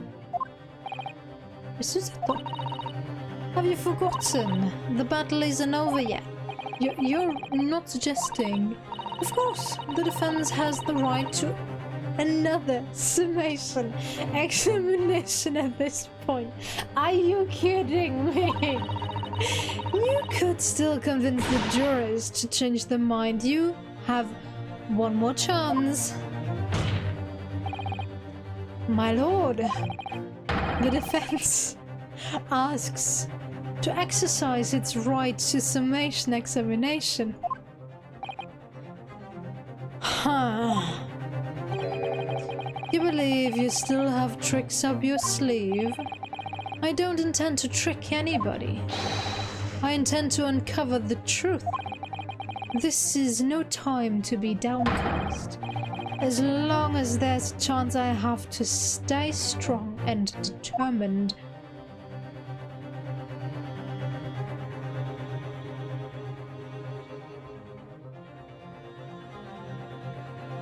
This would be the perfect time to end the stream and suffer through the rest the next time.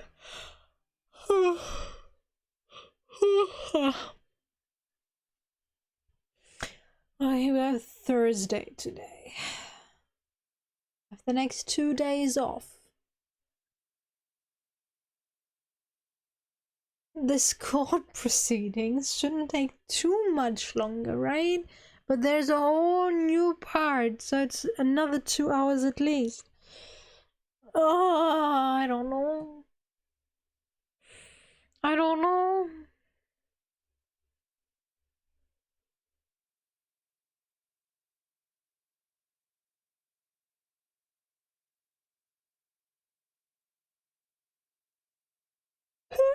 All right.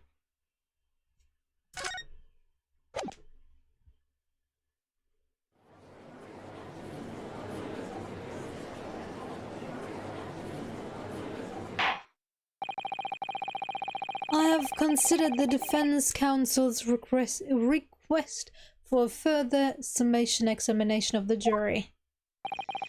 And I have determined that the court must uphold the defense's judicial right to this procedure. Yes. This is probably going to be a back and forth with summation, examination, and presenting evidence and then back to summation examination, because why wouldn't we? So, counsel, you will now proceed with your second summation examination. I presume the jury is ready, Mr. Foreman? We are, my lord. Very good. In that case, I must ask each of you now to state clearly and concisely for the court the grounds on which you find the defendant guilty of this crime.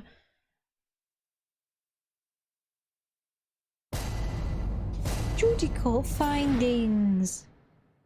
The juror's contention.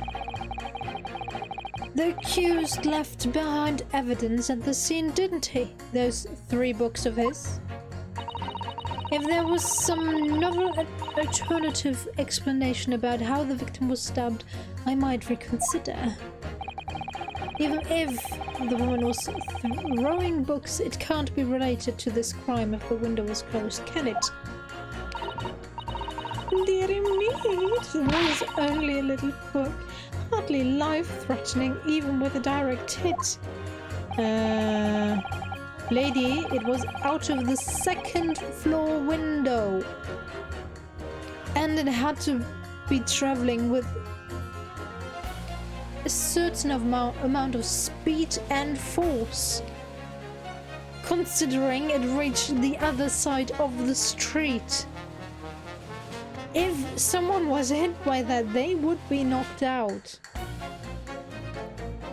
Look, I just want to get this over with. If I don't bring home some pay tonight, I'll be in a tidy bit of trouble.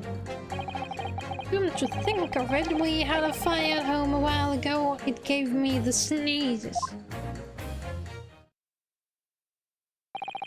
Yes, considerably more tangible arguments from all members of the jury this time around, it seems.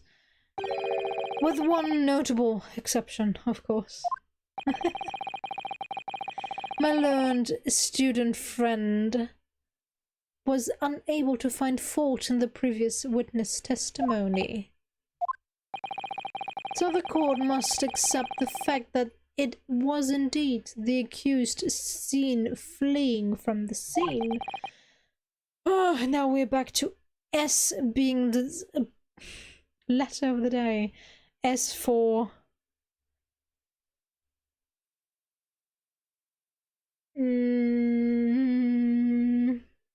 scandalous. Scandalous, yes. This whole trial is scandalous. And moreover... no one else was even at the scene to commit the crime. Well, if the eyewitnesses are correct, it would seem as if the conclusion is somewhat set in stone. I fail to see how it can be argued any other way. That means, I'm afraid, that during this summation examination, it's essential that you establish some other tangible explanation for the facts. But how? What even constitutes a tangible explanation here? Isn't it obvious? Who stabbed the woman and how? Those 2 details are all you need to provide. Simply give us a name and a method by which the attack was conducted. And there I was thinking this might be hard. But Mr. Naruhodo, you have to do it. Otherwise, this really will be where the trial ends. So true, so true. No pressure then. That's quite enough. Preamble. Proceed with the summation examination, please. I presume you are prepared, counsel. Oh, yes, my lord. All right, Ryunosuke, focus your mind now. Clearly, the key to this summation examination is going to be juror number 4, the maid/wife. Should I say, Mrs. Garideb. We have a book that disappeared from the Garideb's house on the evening of the incident, and the fourth book found in the victim's hand. There must be a way to link the two. Yes, that's what we have to find, using every technique I've learned in my short career so far, whatever it takes. Don't forget to keep an eye on Mrs. Garideb and how she reacts, even to the things other people say.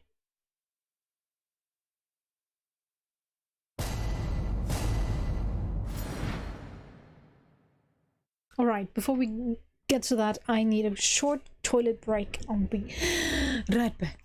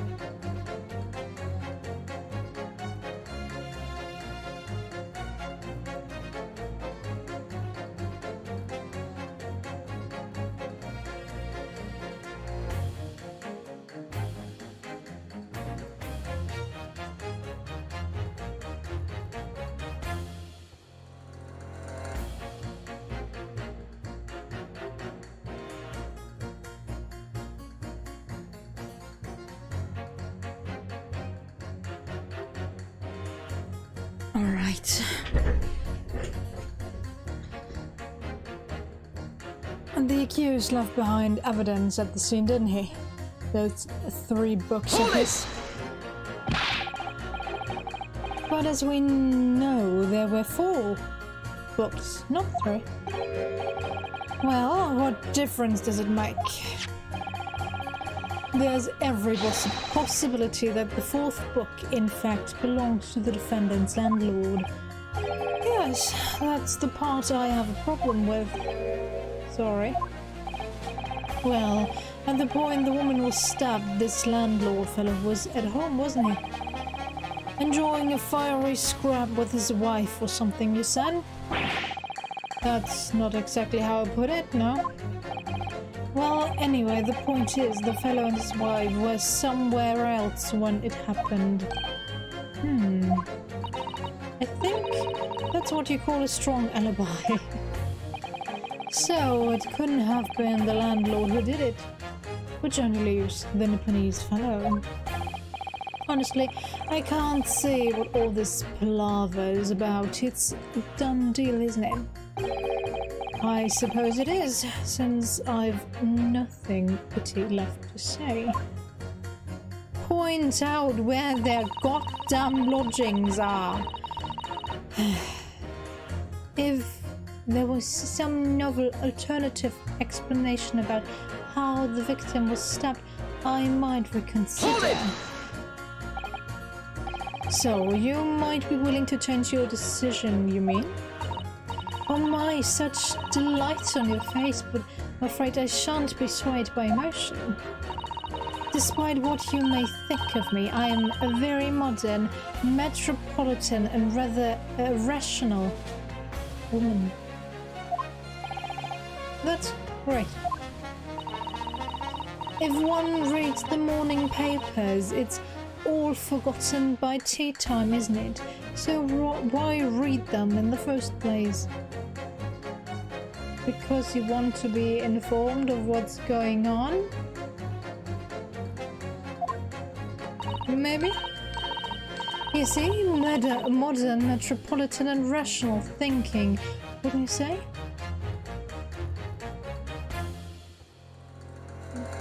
There's another M word missing. You want to make an alliteration? Completed as one. And not at all extreme. As I see it, an overwhelming suspicious Japanese man has been implicated by overwhelmingly strong testimony. So despite 1 or 2 minor puzzlements, I do declare that the man is overwhelmingly guilty. Modern, metropolitan and rational logic, wouldn't you say? Overwhelmingly. But us modern gals are always delighted to embrace new facts, you know? So I'll be only too happy to consider an exciting new theory if you could come up with one. I'd be happy to do that too, if only I could. Let's do our very best not to disappoint the modern and metropolitan young lady. Right, I'm glad you omitted rational there. Even if the woman was throwing books, it can't be related to this crime if the window was closed. Hold it! But what about the possibility that the window was open? What about it? I mean, there's just no way it could have been. How can you be so sure? The prosecutor fellow over there said it earlier, didn't he? Winters in London are no joke.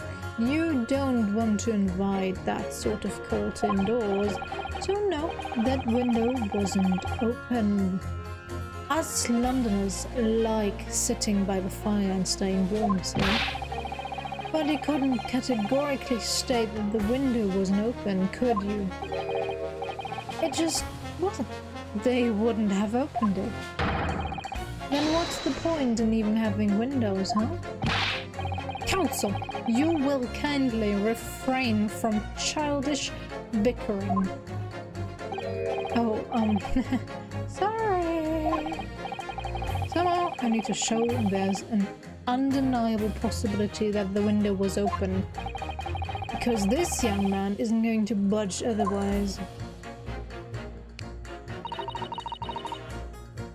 Dearie me, it was only a little book, hardly life-threatening even with a direct hit. But the little book was on fire at the time, was it not? With flames of love, I'll have you know. There's really no such things as a loving incendiary bomb. Well, he brought it upon himself. It's playing with fire to betray fiery love. Isn't it? Well, don't you agree? Oh, well, any kind of betrayal is certainly a bad thing, yes. But I think the argument might have arisen out of your misunderstanding, Mrs. Garida. Never you mind that. The point is we were just having a jovial little dispute. Nothing more. So don't have any more of these suggestions that it was anything whatsoever to do with this crime. The poor bloke sitting right next to her.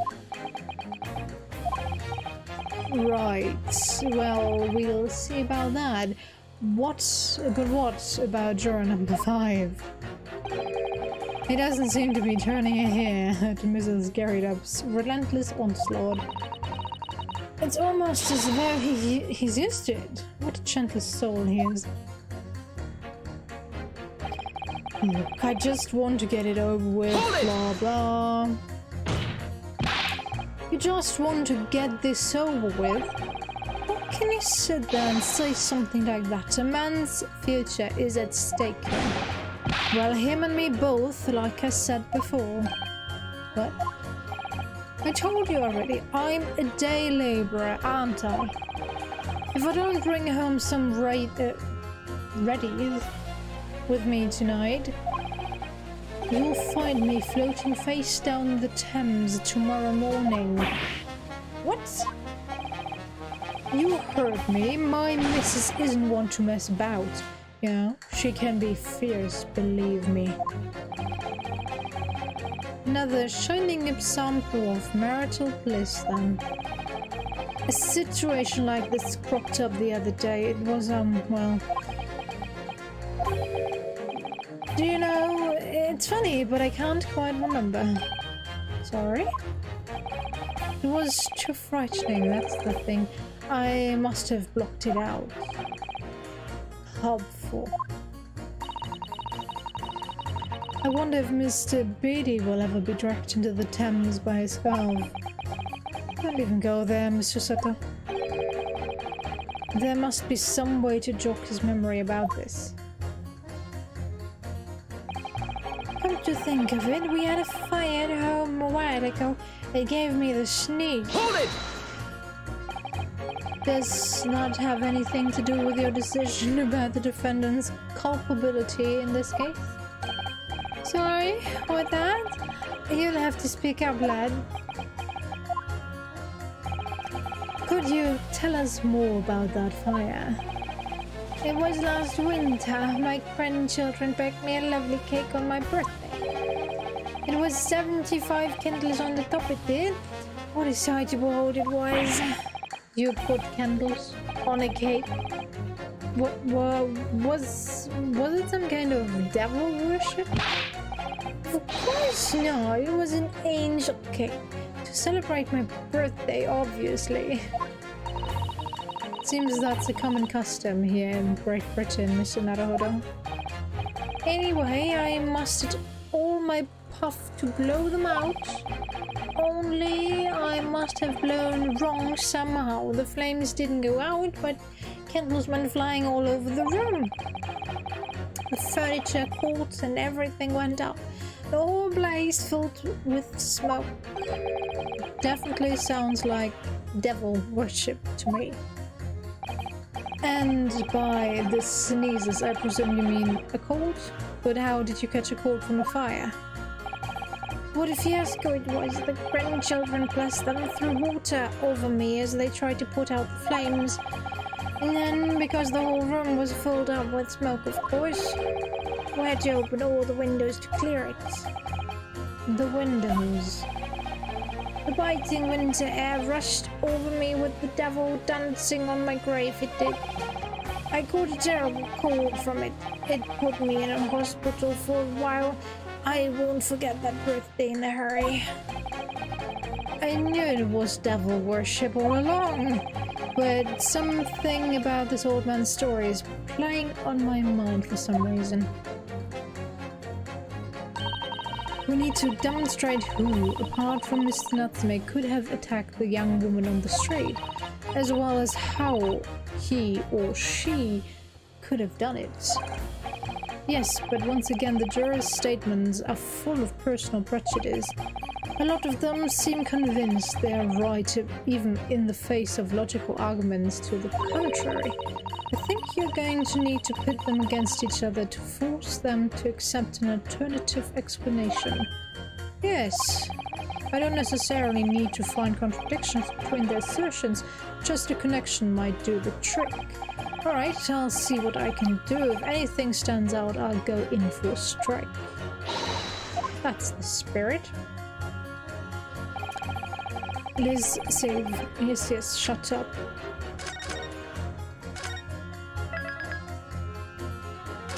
Alright, let's put those two together. Objection!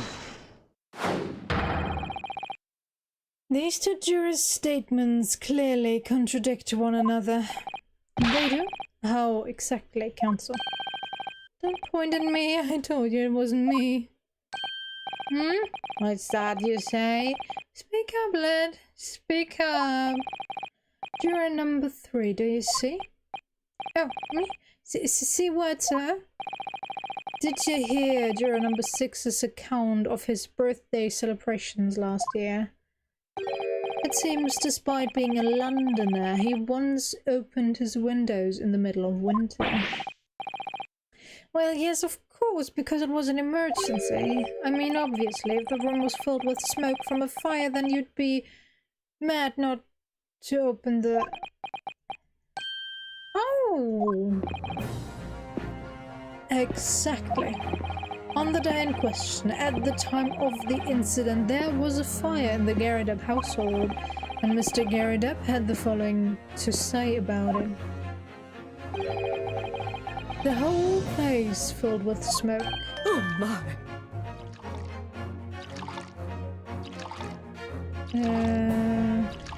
Excuse me!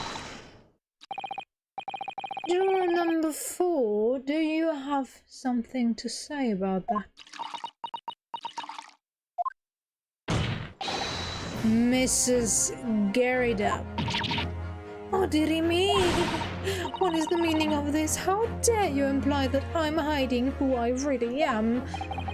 It's imperative that you confirm something for the court.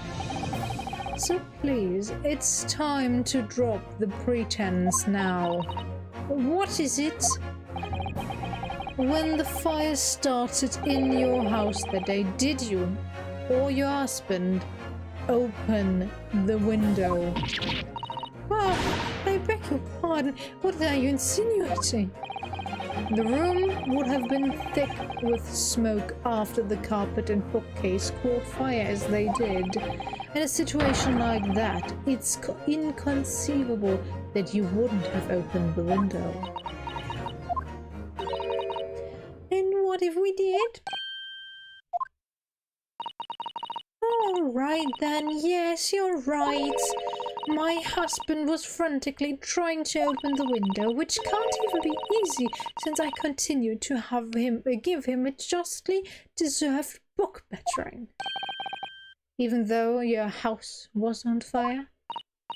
Oh, you never stop throwing until the anger subsides. It would be terribly bad for the nerves to do otherwise. She should never be a psychological consultant. Thank you for listening to my TED Talk. Of course, I should have realized. That's a significant step forward, Mr. Naruhodo. You've managed to establish that the window was open. We simply must have that added to Mrs. Garrydep's formal statement. No, you mentioned it. Yes, the window was open at the time. I'd clean forgotten, but it's true. Okay. The window could have been open when the one was throwing. I mean, it's definitely a possibility. Should I pit those two against each other? He says, shut up.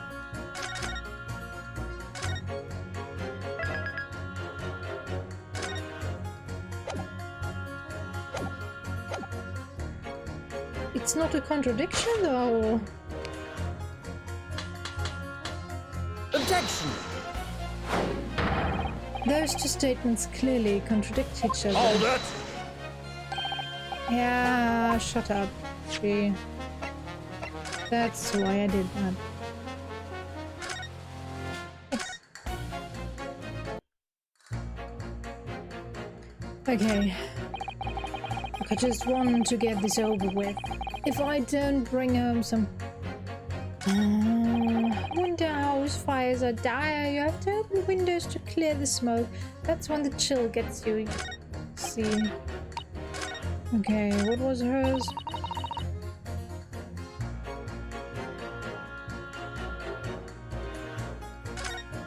Hmm.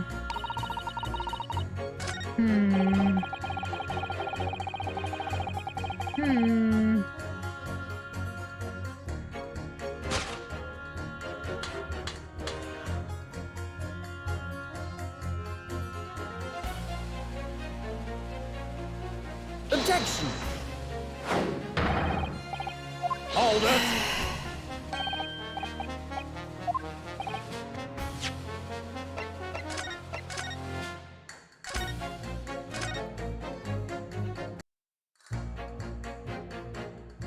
Okay, so I've got her. Hold it! The fourth book, found at the scene of the crime, shows very obvious signs of fire damage. And the title of the book is The Lion's Pride. The same title, in fact, as the book that Mr. Garrydep told us he had been reading. Well, I really couldn't say. On the day in question, did you or did you not throw at your husband the copy of The Lion's Pride that he had been reading? I did. It was the first thing I could lay my hands on, so I hurled it straight at him. Now you come to mention it, yes. He was rather enjoying reading it, you're right. Why did you not reveal this information to the court from the outset? Because I couldn't, you insolent little man. I didn't remember. At times like this, you pick up and throw whatever you can lay your hands on. As well, you know. I really don't. I barely noticed I was throwing a book, much less the title of it. Excuse me! What is it, juror number 5? You know something? I've remembered what it was. The memory I'd blocked out. Ah, it was listening. I was listening to what this granny was saying. It was listening to what this granny was saying. Brought it all flooding back. Why are you calling Granny, you cheeky devil? I'm Mrs. Gerida, or the maid, I'll have you know. The man doesn't even flinch. Please tell me that's not because he's so used to being hit all the time. Yes, hopefully. I think the makers of this game are not in happy marriages. If they are married at all. It was about 2 weeks ago. I just got back home after work, like... I put my hand in my pocket for the wages I just earned that day, and I nearly died. There was a hole. Every last penny had dropped out. Oh dear, what a disaster. You haven't heard the half of it, boy. Oh? The wife was cutting up some chicken at the time. I could hardly get the words out, but I told her straight. I've lost the day's wages, love. Next thing I knew, the blade was whistling past my ear, stuck into the wall next to me. It did, about an inch deep. No words, just terror. I could smell it then, you know, that god-awful stench of the Thames. I was sure I was going to end up face down in the money banks that night, I can tell you. No, that's a real disaster, isn't it? I'll never use the word lightly again. Anyway, the point I'm trying to make is this. When women lose their rag, they'll throw anything at you. Knives, hedges, hammers, you name it. Mr. Narado, you mustn't think that all women are so short-tempered and unrefined. No, I wasn't thinking that. Throwing household objects at people is, well, it's so uncivilized. Says the person that throws people at people. At least attack with honor, using a bow or the like. What? Tag. Who are you going to attack? Never mind, anyway, this man's words could be rather significant, I think. Alright, we'll come back to the bow and arrow thing later, if I dare. A woman in a rage will hurl anything at you. Objection!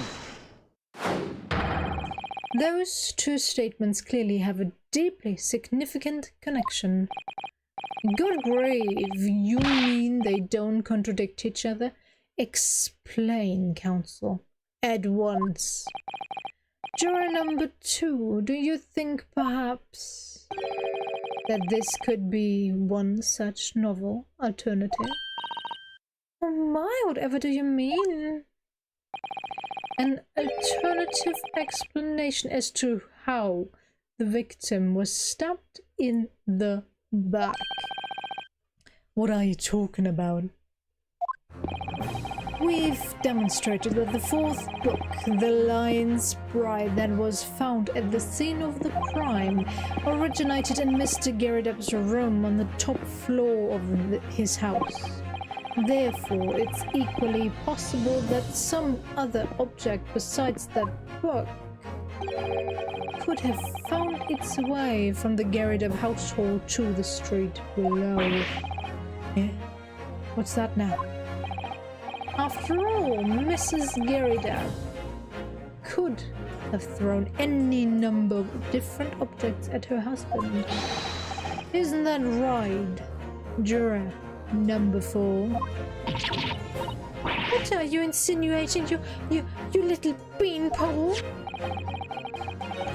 I'm beginning to think that ever since the true origins of this book came to light, perhaps she's had a feeling this might be what happened. Now you listen, you Eastern Gala.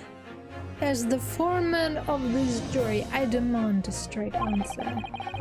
You give us this yarn about some other object making its way out of the house, but what? What was it?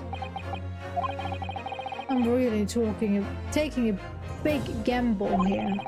This was a bold accusation to make, but I haven't any real evidence to back it up. But I'm certain that at the very least this warrants further investigation. Alright, Mr. Foreman, I'll try to explain the defense's theory. The other object that found its way from the Garrideb household to the crime scene was... Take that! No! What? Why? Why would you press A, you stupid finger?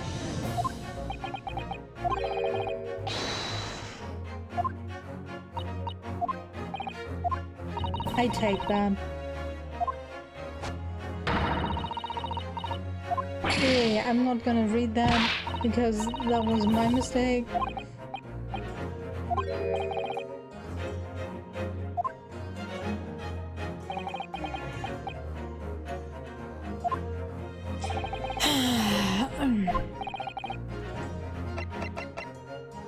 Take that!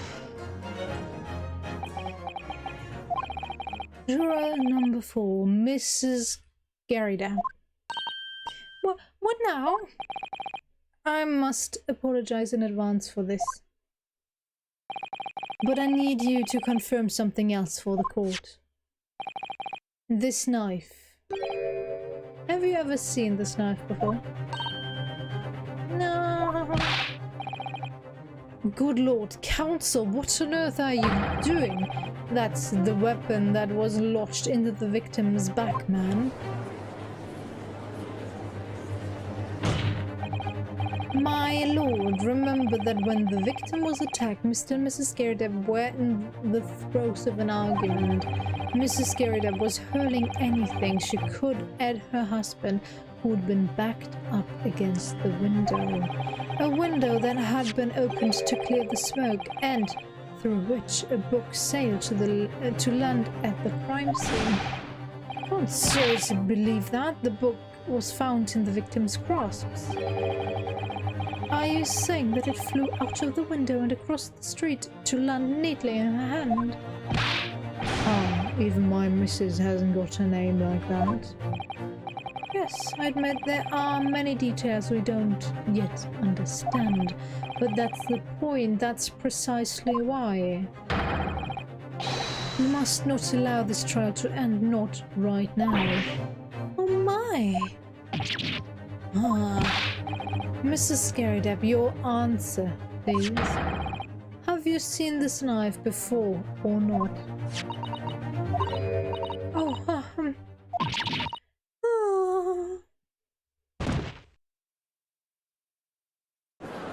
Draw down, draw down. My lord. I wish to change my decision. I'm a woman of my word after all. Thank you, madame. Yes, I agree. I certainly didn't see this coming, but I just don't think it would be right for this trial to come to an end now with so many unanswered questions. Mr. Foreman! I'd have to agree. Not that I think the granny didn't mind. Yes, you know what? I'm not quite happy about this at the moment either. All together now, ladies and gents.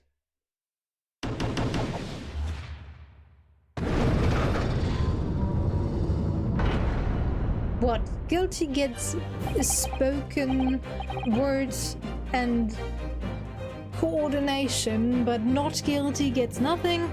Boring. We did it! Oh, congratulations, Mr. Naruhodo. So, as a result of the defense's examination, a number of juries' leanings have changed. 2 jurors called guilty against 4 now calling innocent.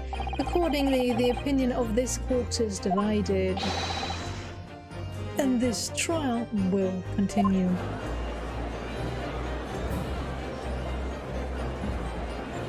Okay. Right. We're gonna end it here. Shut up. I'm not gonna listen to you. Give me my options. Thank you. Save. I need to save my voice so we can finish this.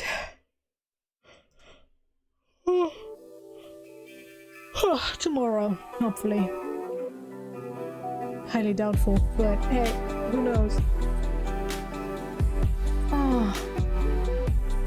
This was one eventful court day.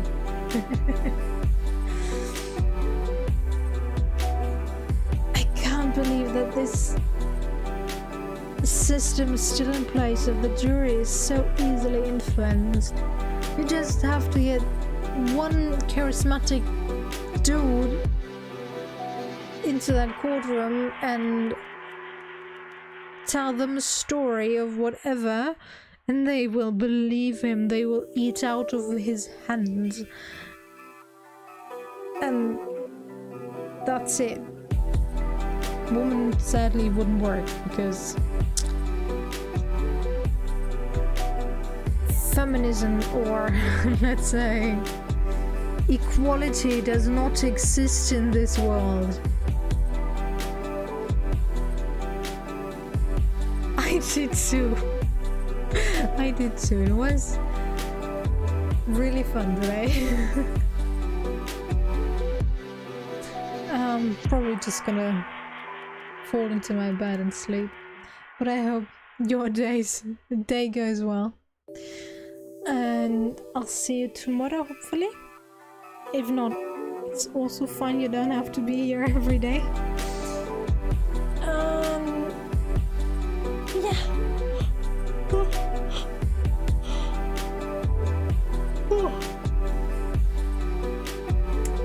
Take care. I'll see you when I see you. Bye bye.